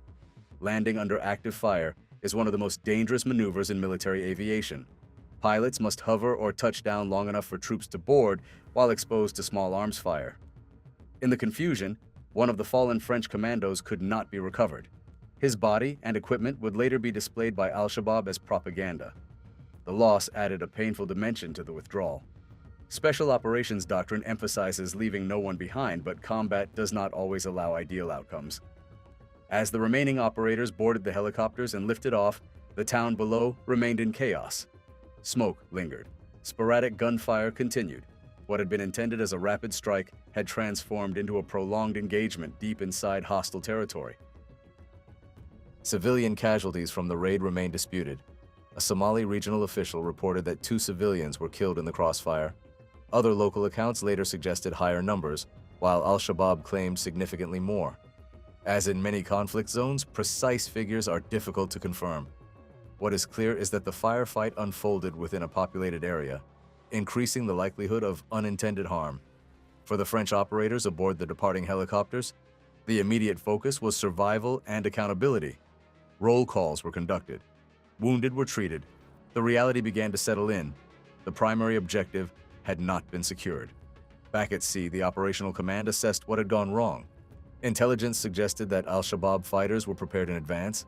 Whether through compromised operational security, local informants, or heightened defensive posture, the militants had not been caught sleeping. The roadblock and immediate ambush described in multiple accounts pointed to anticipation rather than pure coincidence. Within hours, news began filtering out. French officials confirmed that the operation had failed to recover the hostage and that 2 soldiers had been killed. They stated that Alex had likely been killed by his captors during the raid. Al-Shabaab, for its part, claimed victory, asserting that it had repelled the assault and inflicted casualties. The difference between a successful hostage rescue and a failed one can hinge on seconds. In Bulo Mara, those seconds were lost the moment surprise slipped away. Once the defenders were alert, the assault force faced a fortified, mobilizing enemy within a densely controlled environment. The helicopters that had arrived in darkness now retreated toward international waters carrying survivors, but not the hostage they came for. On the ground, al-Shabaab consolidated its narrative, portraying the raid as a failed foreign intrusion into sovereign Somali territory. For the families of the fallen commandos, the cost was immediate and personal. For French policymakers, the implications were broader. The mission had been authorized to bring one man home and to demonstrate resolve. Instead, it exposed the unforgiving nature of intelligence-driven raids in hostile terrain. The operation lasted less than an hour. Its consequences would unfold over the following days as conflicting accounts of the hostages' fate emerged and the international community absorbed the implications of a high-risk rescue attempt that ended in bloodshed and withdrawal. In the immediate aftermath of the raid on Bulo Mara, the battle on the ground was over, but the strategic and political consequences were just beginning. The helicopters that had lifted off under fire returned to their maritime staging area carrying wounded operators, shaken survivors, and the weight of a mission that had not achieved its primary objective. Back in France, the operation was no longer classified movement on a map. It became a national event. Within hours, French officials confirmed that a rescue attempt had taken place in Somalia and that 2 French soldiers had been killed. They stated that Dennis Alex had likely been executed by his captors during the assault. The wording was careful but direct. The government believed the hostage had not survived the operation. That assessment was based on intelligence gathered during and after the firefight, reports suggesting that al-Shabaab had killed him once the assault began. Al-Shabaab, however, issued a different narrative. The group claimed that the hostage had been alive during the raid and that he had not been killed in the immediate exchange. In their messaging, they framed the French operation as a failed invasion repelled by determined fighters. They displayed equipment captured from the fallen French commando, using the images as propaganda to reinforce their claim of victory. The conflicting accounts created a fog of uncertainty. For days, the question lingered. Was Dennis Alex dead or had he been moved once again? French authorities publicly maintained that he had been killed during the operation. The political calculus behind that statement was complex. Acknowledging the death during the raid framed the outcome as tragic but final. Admitting uncertainty risked prolonging speculation and pressure. Months later, in June 2013, al-Shabaab released a statement claiming that Alex had been executed in retaliation for France's broader military actions in the region, particularly its intervention in Mali. By that point, the timeline made clear that even if he had survived the initial firefight, he had not survived the strategic consequences that followed. The raid's failure forced an uncomfortable reassessment inside France's intelligence and defense community. Hostage rescue missions are among the most unforgiving forms of special operations. Success requires precise intelligence and total surprise.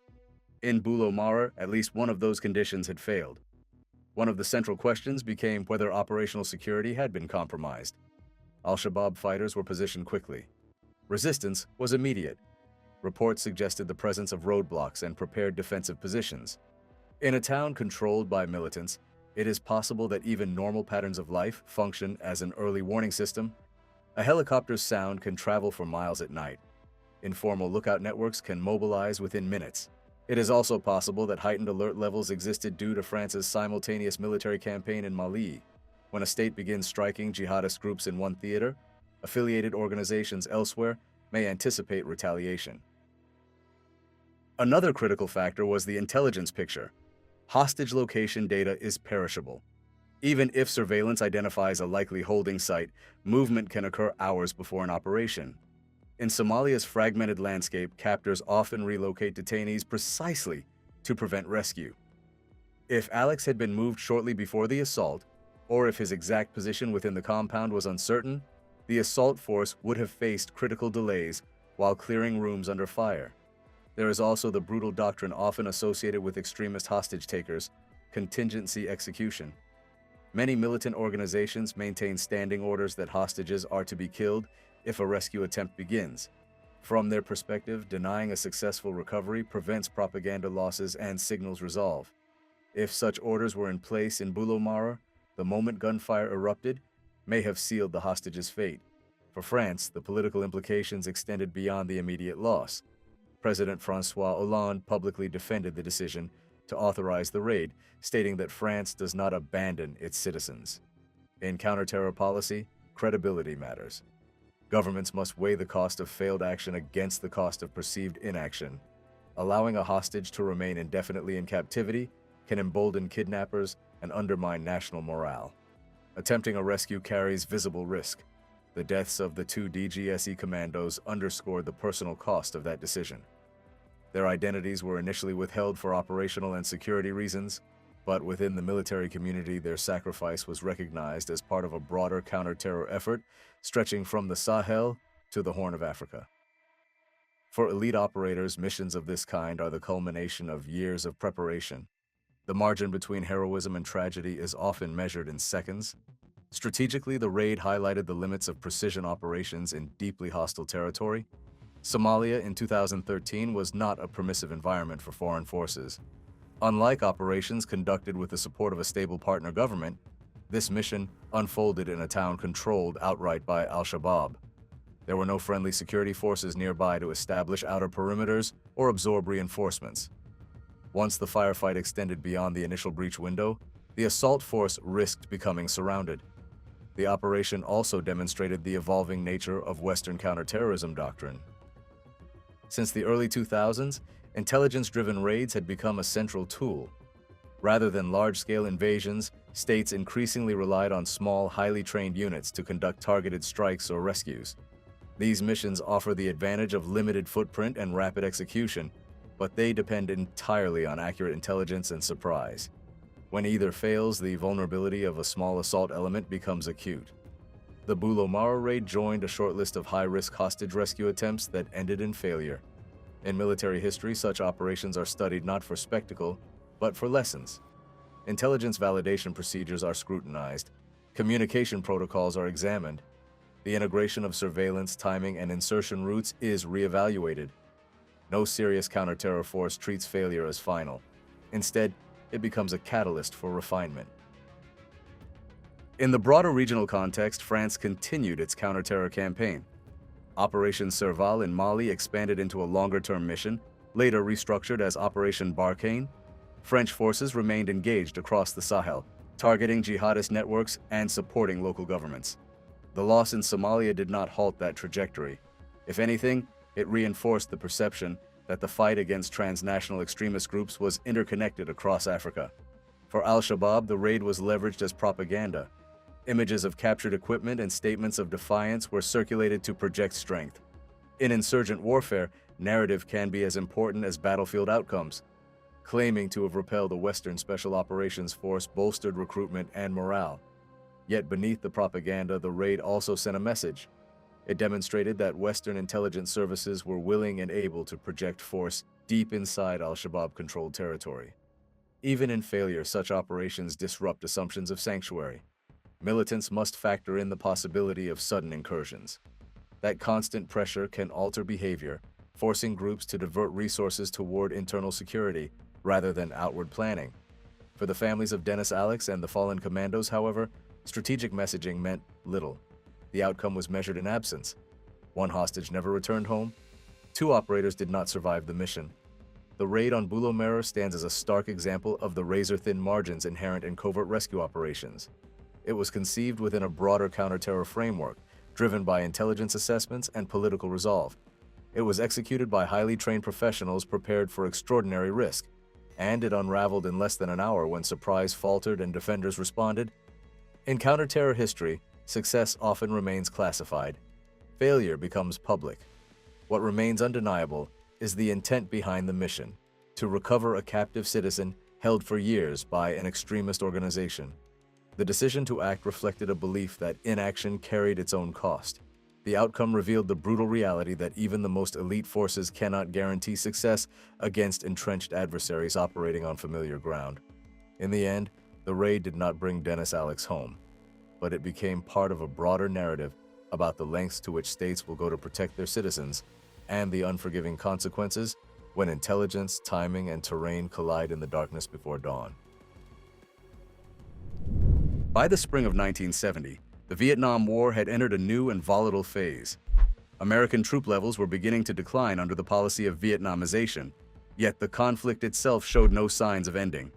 The Paris peace talks dragged on without breakthrough, and inside North Vietnam, hundreds of American prisoners of war remained in captivity. For their families, the silence was agonizing. For the Nixon administration, it was a growing political and moral crisis. Reports suggested that by 1970, roughly 400 American POWs were being held in camps across North Vietnam. Letters were sporadic, information was scarce, public pressure mounted as POW advocacy groups demanded action. In May 1970, Secretary of Defense Melvin Laird directed an intensified intelligence effort to locate prisoner camps and assess rescue feasibility. The order marked the beginning of what would become one of the most daring special operations missions of the Vietnam War. Intelligence analysts soon focused on a compound west of Hanoi, near the town of Son Tay. Aerial reconnaissance photographs showed what appeared to be a prison facility, a walled compound with guard towers and rows of small buildings. In some imagery, POW uniforms were seen hanging to dry. Human intelligence sources and reconnaissance reports suggested that approximately 61 American prisoners were being held there. The intelligence picture was not perfect, but it was persuasive enough to justify serious planning. The concept was audacious. Insert a small, highly trained force deep into North Vietnam, land by helicopter inside the prison compound, neutralize the guards, extract the prisoners, and escape before enemy reinforcements could react. It would be a high-risk raid conducted roughly 23 miles from Hanoi, well within the heart of enemy-controlled territory. Success would bring American prisoners home. Failure could mean heavy casualties and severe diplomatic consequences. To execute such a mission, planners needed the most experienced special operations personnel available. A joint task force was assembled known as Joint Task Force 1, integrating Army Special Forces, Air Force Combat Aviation Units, Navy strike aircraft, and CIA intelligence support. The ground assault element consisted of 56 U.S. Army Special Forces Green Berets drawn primarily from the 5th Special Forces Group. They were organized into 3 assault elements: Blue Boy, Red Wine, and Goldstein. Command of the mission fell to Colonel Arthur Bull Simons, a veteran of World War II and Korea known for discipline and precision. On the ground, Lieutenant Colonel Eldon Bargewell would help lead the assault force. These were not ordinary advisors. They were operators selected for a deep penetration strike in hostile territory, where survival depended on speed, coordination, and absolute trust in the plan. Air support would be critical. The insertion would rely on U.S. Air Force HH-53 Super Jolly Green Giant helicopters capable of carrying assault teams into confined landing zones. Additional aircraft, and including F-4 Phantom fighters, Navy A-6 Intruders, and even B-52 bombers, would suppress nearby anti-aircraft defenses before the raid commenced. The scale of supporting firepower underscored the seriousness of the operation. Though only 56 men would land inside the prison, the full weight of joint American air power would stand behind them. Planning began in earnest during the summer of 1970. Intelligence from CIA sources and MAC-VSOG reconnaissance teams contributed to a detailed picture of the Son Tay compound. The CIA's Project Vic coordinated analysis of aerial photographs and ground reports. Rehearsals were conducted at Tak Lee Royal Thai Air Force Base in Thailand, where a full-scale mock-up of the prison compound was constructed. Every wall, gate, and building was replicated to ensure the raiders could memorize the layout. The rehearsals were relentless. The assault plan called for helicopters to land inside the outer walls, with Green Berets breaching structures and clearing buildings in under 2 minutes. The goal was speed and shock. Overwhelm the guards before they could organize resistance. Every second was scripted. The operation was designed to be completed in approximately 26 minutes from insertion to extraction. Security was tight. Troops were kept isolated to prevent leaks. Some aircraft conducted deceptive flights over South Vietnam to mask the timing of the mission. Navigation would rely on night vision devices, compass headings, and precise timing. GPS did not exist in 1970. The margin for error was minimal. North Vietnamese forces in the region were estimated at 150 to 400 troops within a short reaction distance. Surface-to-air missile sites and anti-aircraft artillery were present nearby. Colonel Simons addressed the assembled raiders before final deployment. According to accounts, he told them there was a 50-50 chance of not making it back. The warning was not dramatic flourish, it reflected reality.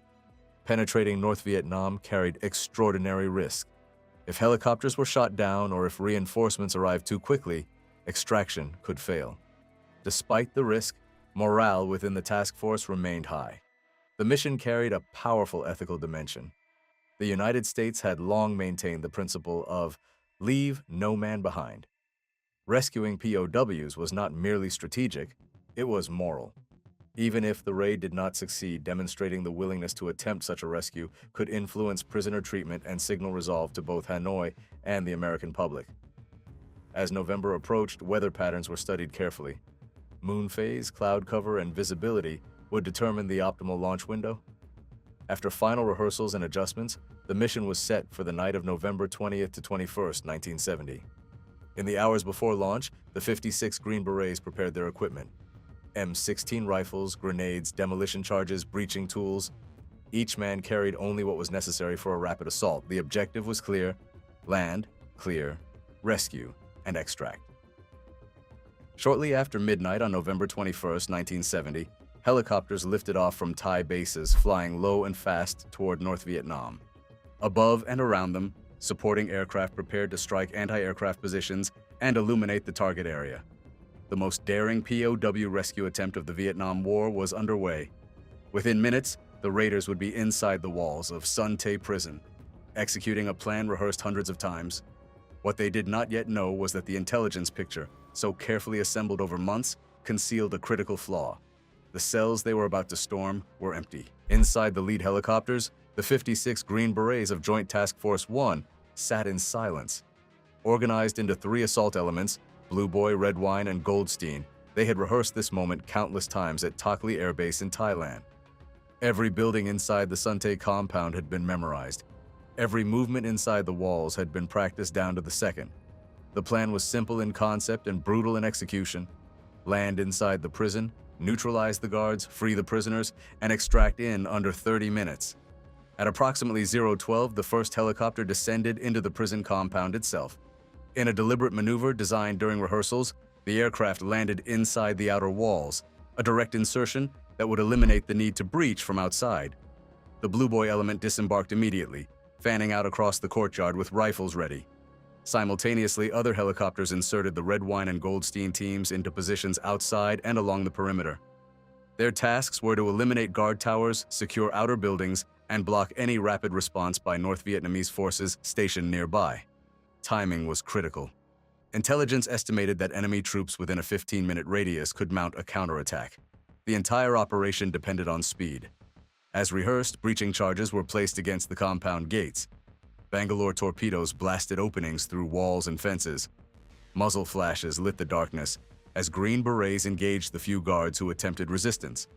The raiders used M16 rifles, grenade launchers, submachine guns, and demolition charges to clear structures with overwhelming force.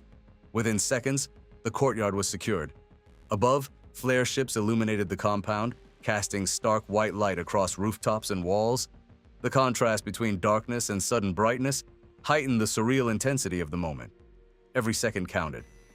The assault teams moved toward the prisoner housing area, where intelligence had placed approximately 61 American POWs. Doors were kicked open, rooms were cleared, and then came the first signs of something wrong.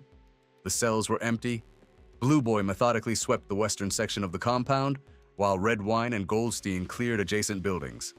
No prisoners, no American voices, no signs of recent occupancy beyond structural remains. The bunks stood vacant. The facility that had appeared full of life in aerial photographs was silent. Outside the walls, limited resistance continued. Some North Vietnamese guards had been killed during the initial assault, and small arms fire echoed in the distance. A C-130 gunships and tactical aircraft circled overhead, prepared to suppress any organized counterattack. But the core objective, rescue of American prisoners, had not been achieved. Colonel Simons and the ground commanders faced a rapid decision. The plan did not allow for prolonged occupation. If prisoners were not present, the raiders were to withdraw immediately. The window for safe extraction was narrow. Remaining inside the compound would only increase the chance of encirclement by North Vietnamese forces. Confirmation spread quickly across radios. The POW housing was empty.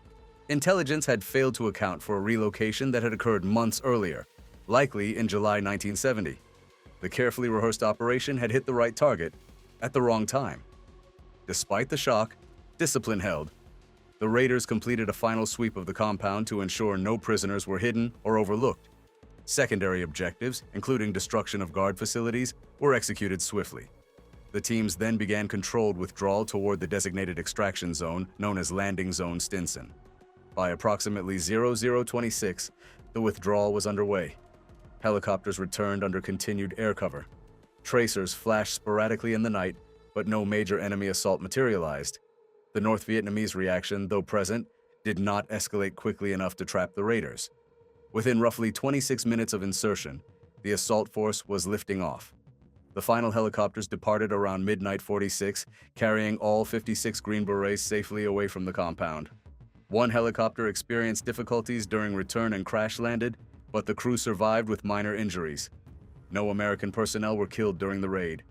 The zero fatality outcome was remarkable for an operation conducted deep inside hostile territory. By approximately 300, Joint Task Force 1 had returned to bases in Thailand. The immediate tactical picture was clear. The insertion had been precise. The assault had been executed exactly as rehearsed. The extraction had succeeded within the planned time window. The operation had demonstrated extraordinary joint coordination between Army Special Forces, Air Force Aviation, Navy strike assets, and CIA intelligence support. Yet the primary objective, rescuing prisoners, remained unmet. Debriefings confirmed what the empty cells had revealed. The POWs had been moved months earlier. Intelligence had located the correct facility, but failed to update prisoner status in time. What would later be described as the perfect raid on the wrong camp had unfolded exactly according to plan, except for the one variable that mattered most. Still, something significant had occurred. The United States had demonstrated that it could penetrate North Vietnamese defenses at will. It had inserted and extracted forces within minutes of Hanoi without losing a single man. The psychological and strategic implications were only beginning to unfold.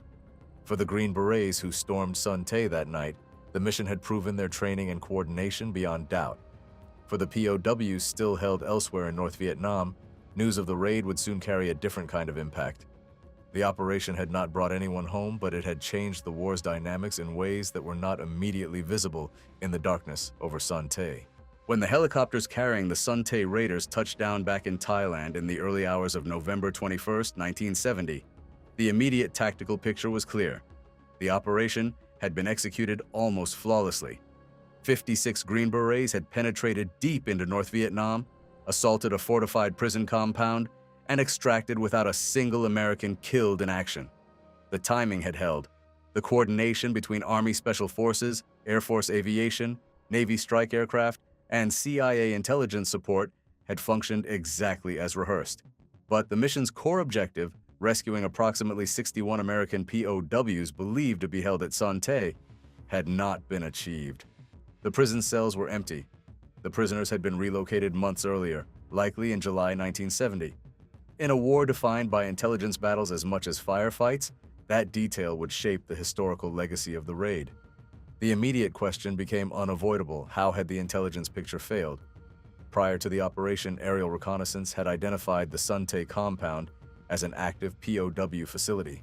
Photographs showed structures consistent with prison housing, and earlier reports indicated prisoner presence. SOG reconnaissance teams and CIA analysis had supported the assessment. From a planning standpoint, the rationale appeared sound. Yet post-raid analysis revealed contradictory information within intelligence channels. Some aerial imagery from mid-1970 suggested that the POW population had already been moved. Whether that information was discounted, misinterpreted, or overshadowed by earlier assessments remains a point of debate. Critics later described Sun Tae as the perfect raid on the wrong camp. The phrase captured the paradox: the assault had been tactically precise. The failure lay not in execution, but in the intelligence cycle that preceded it. Inside the Nixon administration, however, the raid was not viewed solely through the lens of rescue success or failure. President Richard Nixon and Secretary of Defense Melvin Laird had authorized the mission under wartime authority. From their perspective, the operation demonstrated American resolve and capability. It showed Hanoi and the world that the United States was willing to risk deep penetration operations to recover its prisoners. Legally, the raid violated North Vietnamese sovereignty. But by late 1970, the United States was already engaged in active conflict with North Vietnam. The incursion was framed as a military necessity aimed at rescuing POWs, an objective widely considered legitimate under the laws of armed conflict. The ethical foundation of the mission rested on the principle of recovering captured service members. That moral argument resonated strongly with the American public. Media reaction was swift. Major outlets, including the New York Times, confirmed that the raid had occurred and that no POWs had been found. Although critics questioned the intelligence oversight, much of the public response was supportive.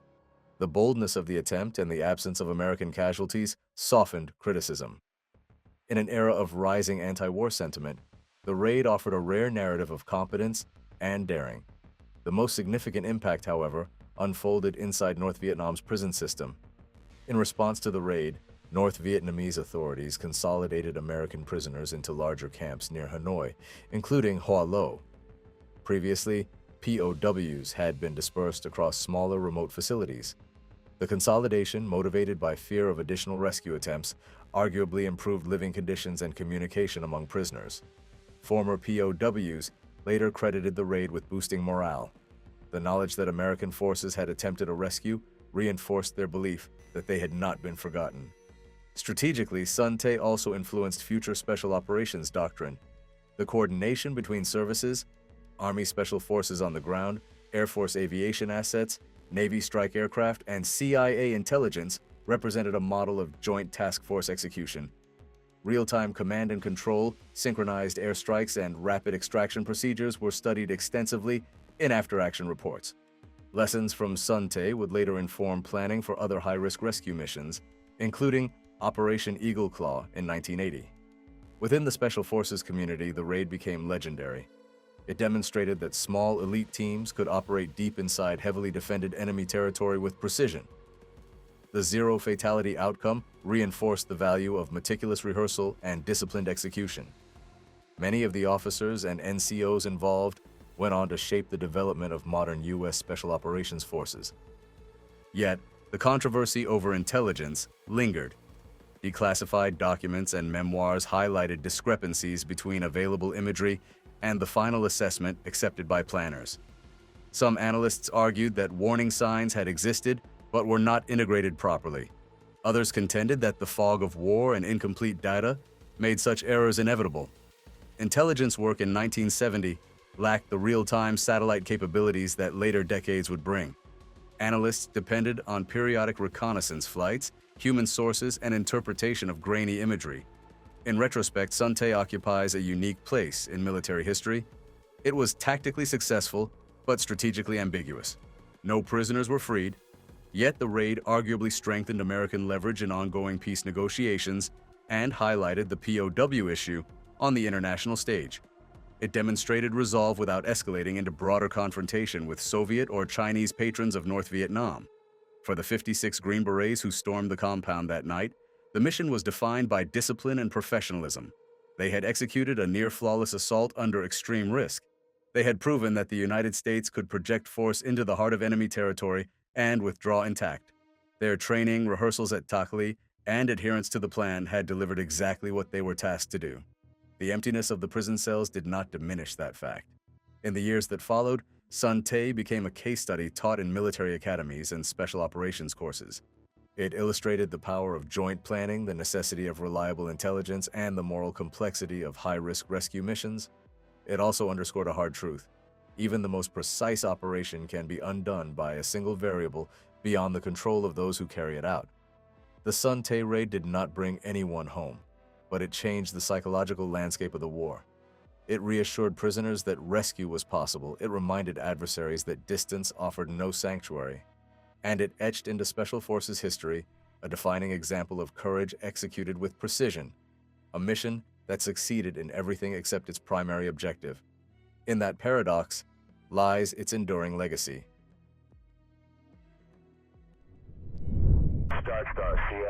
In the sweltering heat of Benghazi, Libya, during the late summer of 2012, a quiet but tense mission was unfolding behind the tall, nondescript walls of a former compound nestled within the city. Officially labeled a diplomatic outpost, this facility was far more than it seemed. Operated primarily by the Central Intelligence Agency, the outpost was part of a broader intelligence network gathering information on jihadist movements, weapons trafficking, and the chaotic post-revolution landscape of Libya following the fall of Muammar Gaddafi. After Gaddafi's death in 2011, Libya became a battleground of rival militias, extremist groups, and foreign intelligence services. In the eastern city of Benghazi, power vacuums were quickly filled by armed Islamist factions, some of which had ties to al-Qaeda in the Islamic Maghreb and other transnational terror groups. In this uncertain environment, the CIA established a presence with two key sites, the so-called Temporary Mission Facility, or TMF, and a nearby heavily guarded CIA annex compound about a mile away. Although the TMF appeared to be a diplomatic consulate, it was lightly staffed, and much of its true purpose was to provide diplomatic cover for the CIA's activities.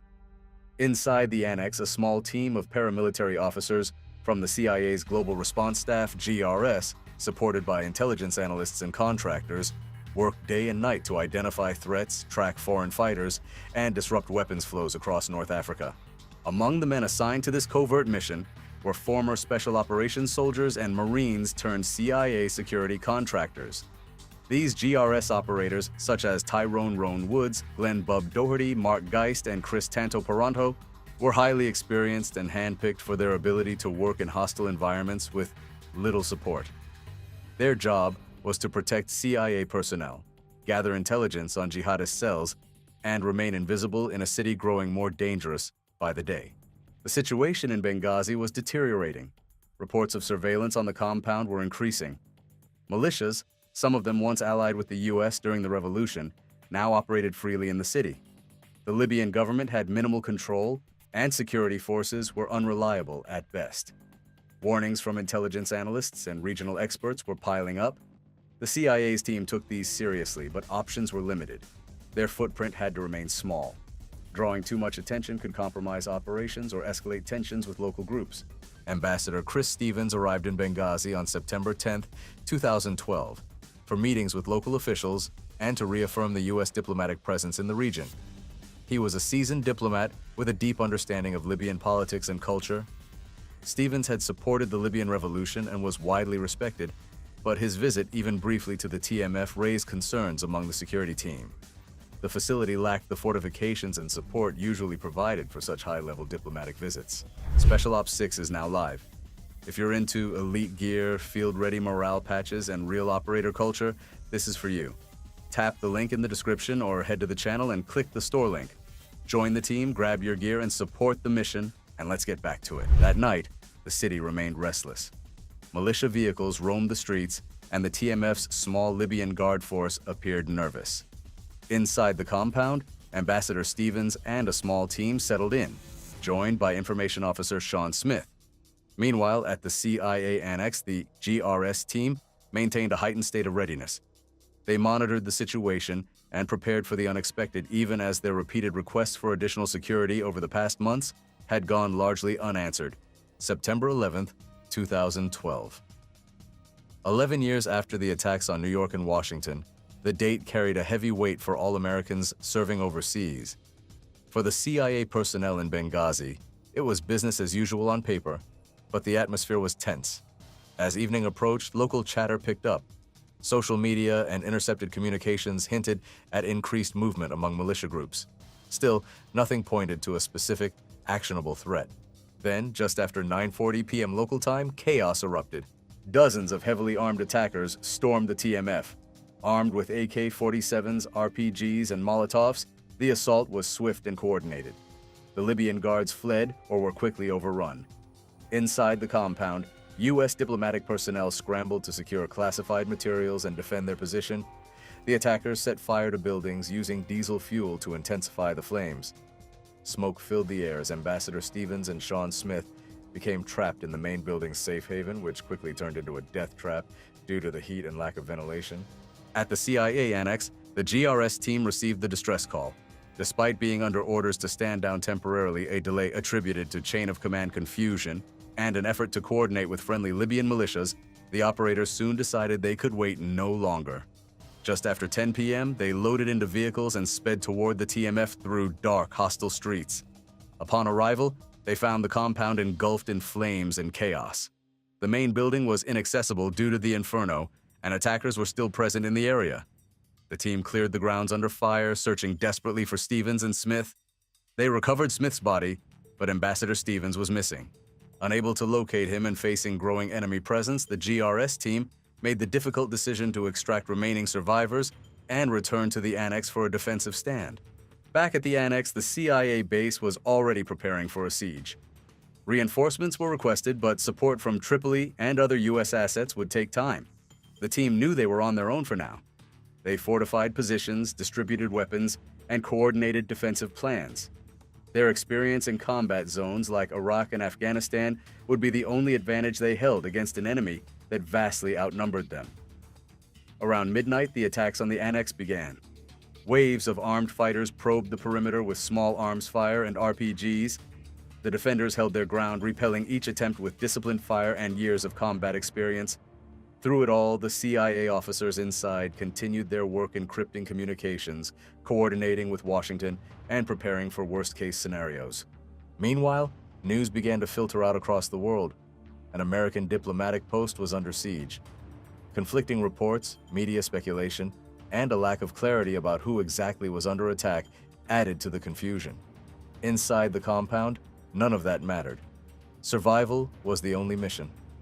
By the early hours of September 12, 2012, the CIA annex in Benghazi had become the last American stronghold in a city spiraling into chaos. The initial assault on the nearby Temporary Mission Facility, TMF, had ended in disaster.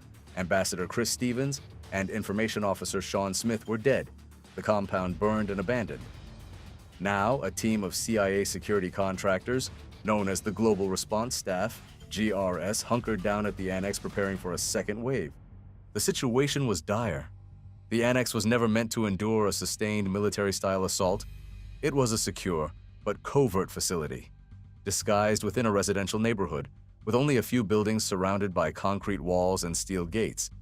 Inside were intelligence personnel, analysts, and a handful of operators, no more than 30 Americans total. Their defense lay in their experience, their training, and their determination not to let what happened at the consulate be repeated. The team included former Navy SEALs Tyrone Roan Woods and Glenn Bub Doherty, both highly decorated veterans who had seen combat in Iraq and Afghanistan. They had volunteered for this mission, aware of the risks. Alongside them were other operators such as Mark Osgeist, Chris Tanto Paranto, and John Tig Teagan. These men had worked together for months, training Libyan personnel, escorting assets, and gathering intelligence. Now, their mission had changed: hold the annex at all costs. Shortly after midnight, enemy movement around the compound increased.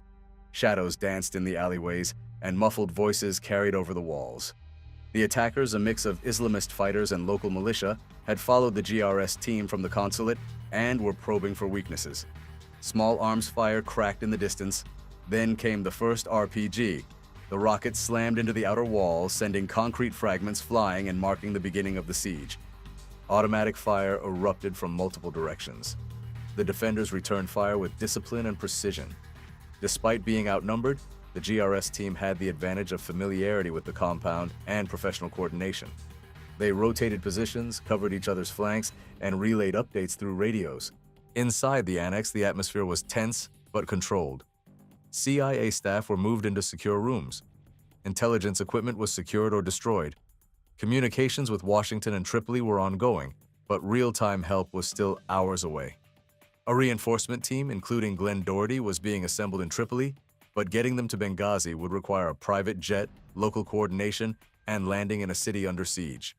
Meanwhile, U.S. air and military assets in the region were either too far away or hampered by unclear orders and political constraints.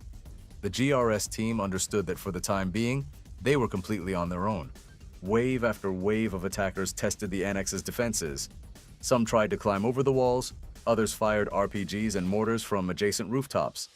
The operators moved constantly, firing from behind sandbags and door frames, using night vision to scan for threats. Mark Geist took shrapnel to the arm but continued fighting. The rest of the team remained under fire for hours, shifting between suppressing attacks and preparing for medical contingencies. By 3 a.m., reinforcements finally arrived, a small group of additional security contractors from Tripoli, including Glenn Doherty. The plane had touched down at the Benghazi airport, and after the tense negotiations with local militia, the team made it to the annex. Their arrival gave a brief morale boost, but they had little time to settle in. At 5:15 a.m., the enemy launched a coordinated mortar attack. 3 81mm mortar rounds were fired with chilling precision.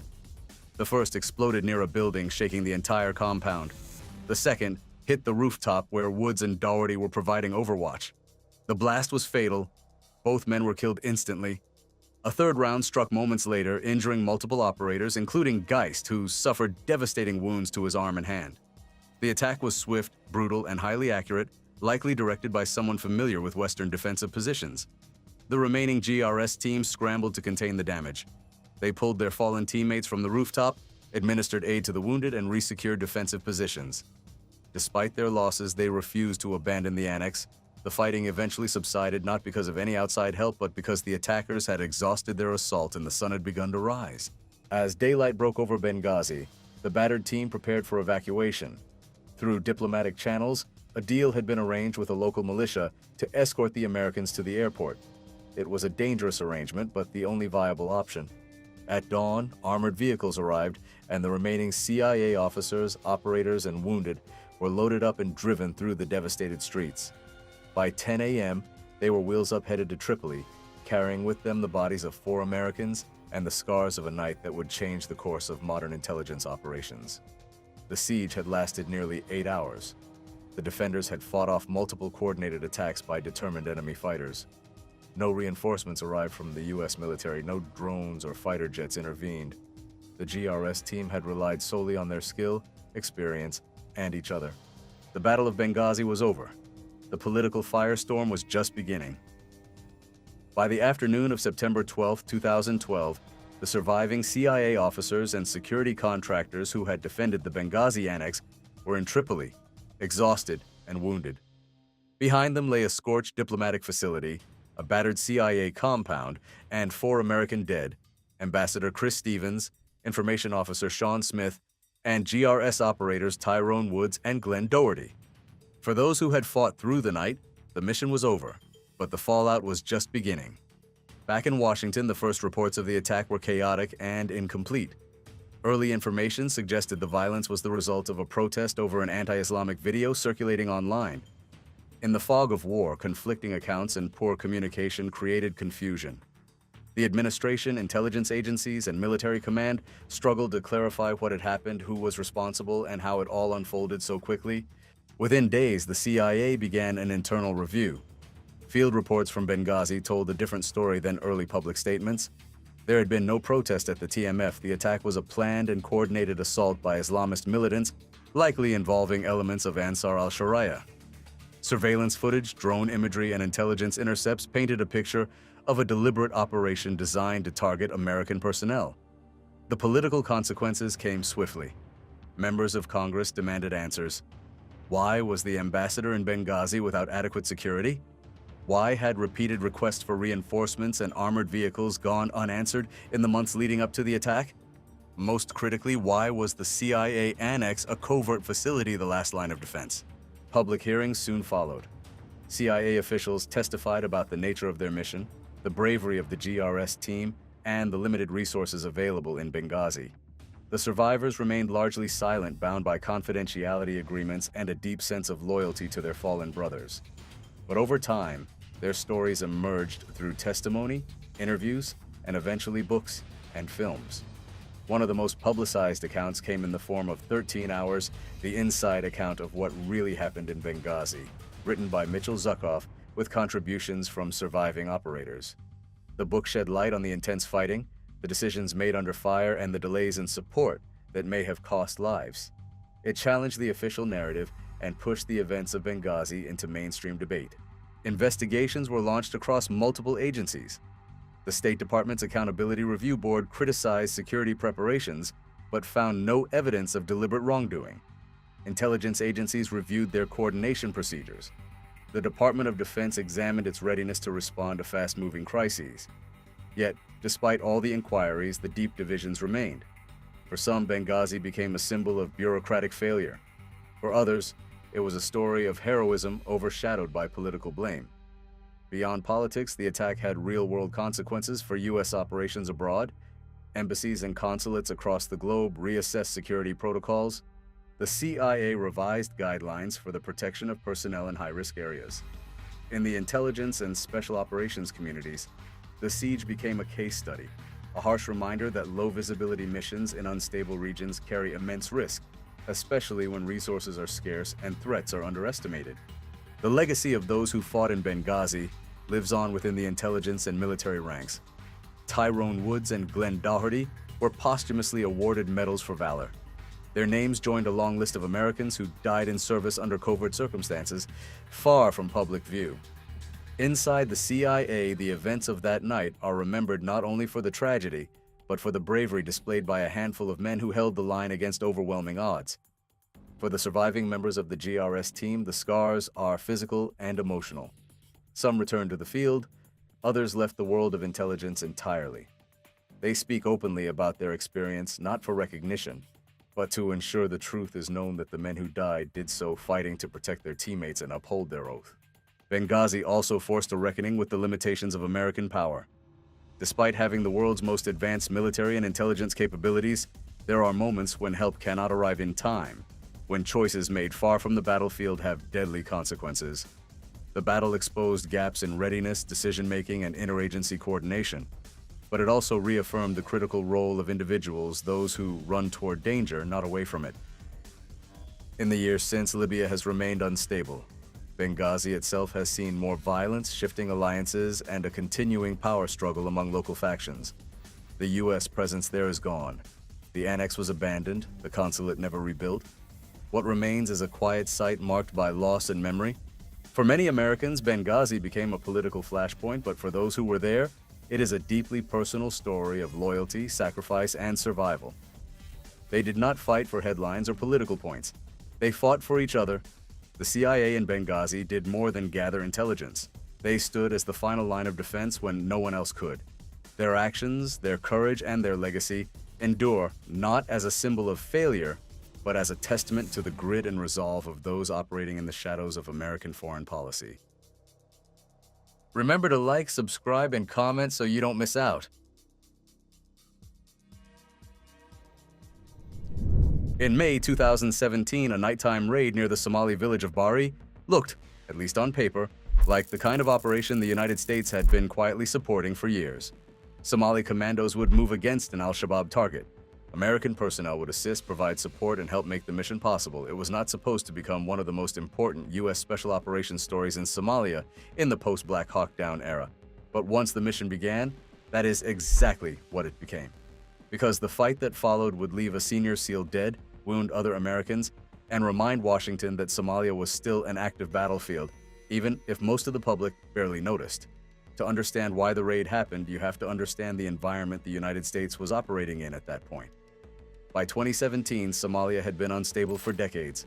The central government was weak, militant groups controlled territory in rural and semi-rural areas, and one organization in particular had become the main target of U.S. counterterrorism efforts: al-Shabaab. The group was not just another local militia. It was a hardened Islamist insurgent movement with ties to al-Qaeda, a long history of attacks inside Somalia, and the ability to strike government institutions, African Union forces, and civilian targets. Al-Shabaab had survived years of military pressure and adapted into a network that could hold ground in some areas while still carrying out asymmetric attacks elsewhere. That made it a persistent threat, not a temporary one. For the United States, Somalia had always been a politically sensitive theater. The shadow of 1993 still hung over everything. The Battle of Mogadishu and the deaths of American servicemen had left a lasting mark on how U.S. leaders thought about military involvement in the country. But even though the public memory of Somalia was tied to Black Hawk Down, the reality on the ground had changed over the years. The U.S. role in 2017 was not built around large formations or highly visible occupation. Instead, it centered on intelligence support, airstrikes, counter-terror operations, and the use of partner forces. Rather than dominating the battlefield directly, the United States was trying to help Somali units become more capable of targeting al-Shabaab themselves. One of the most important Somali units in that effort was DEVGRU, a U.S.-supported commando force trained for higher-end operations against militant targets. DEVGRU was intended to be faster, more aggressive, and more reliable than many other Somali formations. In public terms, this made joint raids easier to describe. The Somali force could be presented as the lead element, while American personnel were framed as assisting, advising, and enabling. That language mattered politically. It made U.S. involvement sound limited and controlled. But on the ground, the distinction could become very thin very quickly, especially if the target was dangerous and the resistance was stronger than expected. And in early 2017, the overall U.S. posture in Somalia was becoming more aggressive. April 2017 marked an expansion of U.S. authority for counter-terror operations in Somalia. That shift mattered. It suggested that Washington was willing to loosen some of the operational constraints that had previously limited how American forces pursued al-Shabaab. More freedom of action meant more raids, more strikes, and a greater willingness to hit targets before they could disperse. It also meant that U.S. Special Operations forces could become more deeply involved in missions that, publicly, might still be described as partner force actions. That broader context is what set the stage for the raid near Bari, sometimes written as Bariri in reporting, roughly 40 miles west of Mogadishu. The target was described in U.S. reporting as an al-Shabaab compound connected to militant activity and attacks on Somali and U.S.-linked interests. Other accounts suggested the site may also have been linked to al-Shabaab media or local command functions. Whatever its exact purpose, it was considered important enough to justify a nighttime operation involving Somali commandos and elite American support. Officially, the operation was framed as a joint raid in which Somali DEVGRU commandos would strike the target with U.S. support. But open-source reporting widely identified the American force involved as DEVGRU, better known as SEAL Team 6, with some sources pointing specifically to Silver Squadron, though the Pentagon never publicly confirmed that level of detail. If that reporting is accurate, then this was not just a routine advisory presence tagging along on a partner mission. It meant one of America's top-tier special mission units was close enough to the objective to become heavily involved if the raid went wrong, and that is the central tension of the whole story. On paper, the mission fit the familiar pattern of advise and assist counter-terror operations. In reality, missions like this were always balanced on a knife edge. If the partner force hit only light resistance, the Americans might remain in a supporting role, and the operation would pass with little notice. But if the target area turned into a real firefight, the U.S. operators nearby would not stay passive. They would fight. And once they fought, the mission would stop being a quiet support operation and start looking like direct American combat. That possibility is what gives the Bari raid its importance. It was a modern counter-terror mission built around all the language Washington liked to use: partnered, limited, support-focused. But beneath that language was something far more dangerous: a target in hostile territory, a militant network that knew the terrain, and a U.S. Special Operations presence capable of shifting instantly from support to direct action. That is why the mission matters historically. It was not just about one objective in one Somali village. It was about what American war in Somalia actually looked like by 2017. By the time the helicopters lifted off that night, the mission still seemed controlled. The target had been selected. The Somali partner force was in place. The Americans were there to support, but that careful description would not survive first contact because once the raiding force reached the objective, the operation stopped being a simple joint hit. It became a fight. The force that moved on Bari that night was built around a structure the United States had been using more often in Somalia: a Somali partner force as the nominal lead, backed closely by elite American operators who could step in the moment the mission turned violent. On the Somali side were the DEVGRU commandos, the U.S.-trained unit designed for fast raids against al-Shabaab targets. On the American side identifies the U.S. element as DEVGRU's Silver Squadron. That matters, because it tells you immediately this was not just a routine advisory presence. Silver Squadron was there because the target was considered serious enough to justify one of America's highest-end special mission units being close to the objective.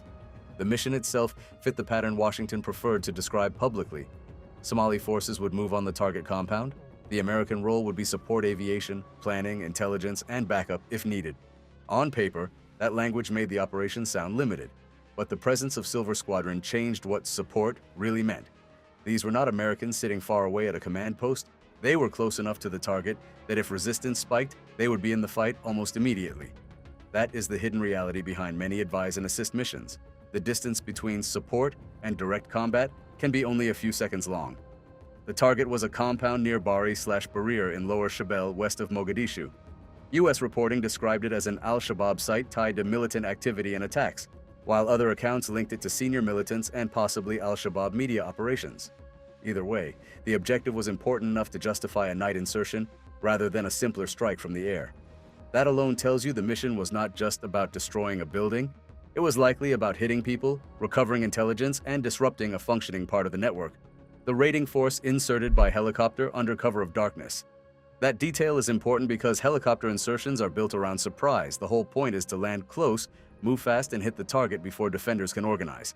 In an ideal version of the mission, Denab would close on the compound, American operators would support the action, and the force would be in and out before al-Shabaab could mount an effective response. The speed of the raid was supposed to be one of its main protections. But missions like this are always balanced on assumptions. Intelligence may say the target is lightly defended, a compound may look manageable from overhead imagery. The plan may assume the defenders will be surprised, disoriented, and unable to mass fire. If those assumptions hold, the raid stays controlled. If they do not, everything changes.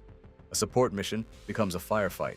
A quick objective hit becomes close combat in darkness against a prepared enemy, and that is exactly the danger built into this kind of operation. Silver Squadron and Danab were moving toward an objective that looked, at least in planning, like a short, sharp strike, but once the force closed with the compound, they ran into much heavier resistance than expected. Instead of a quick collapse by the defenders, the raiders were met by intense fire from al-Shabaab fighters who were ready to fight at close range. That moment is what defines the mission. Up to then, it could still be described in clean terms: partnered raid, Somali lead, American support, limited objective. But once the shooting started, the labels mattered a lot less than the reality. The Americans were no longer just enabling the raid. They were in it. Silver Squadron operators were now fighting in the same close, violent conditions as the Somali commandos they had inserted with. This is also why the Bari raid deserves attention beyond the basic facts. It shows how modern special operations missions are often presented one way and experienced another. On the briefing slide, the operation may be categorized as advise and assist. In the field, once the first rounds come in, it becomes a direct action fight like any other. The enemy does not care about bureaucratic language. If American operators are on the ground, inside effective range, they are combatants. And on that night near Bari, that distinction became brutally clear, because within moments of the assault beginning, the firefight intensified, and one of the Americans in that fight, Senior Chief Kyle Milliken, was hit. Milliken's death was the first U.S. combat death in Somalia since 1993, which immediately turned what might have been a little-known partner force operation into a major event in the story of modern U.S. special operations. This is the point where the Bari raid becomes larger than one firefight. It exposed the reality of what American involvement in Somalia had become. Publicly, these missions were still described in the language of assistance and partnership. In practice, American special mission units were operating close enough to the objective that they could be pulled straight into a gun battle the moment the situation deteriorated. That is exactly what happened here.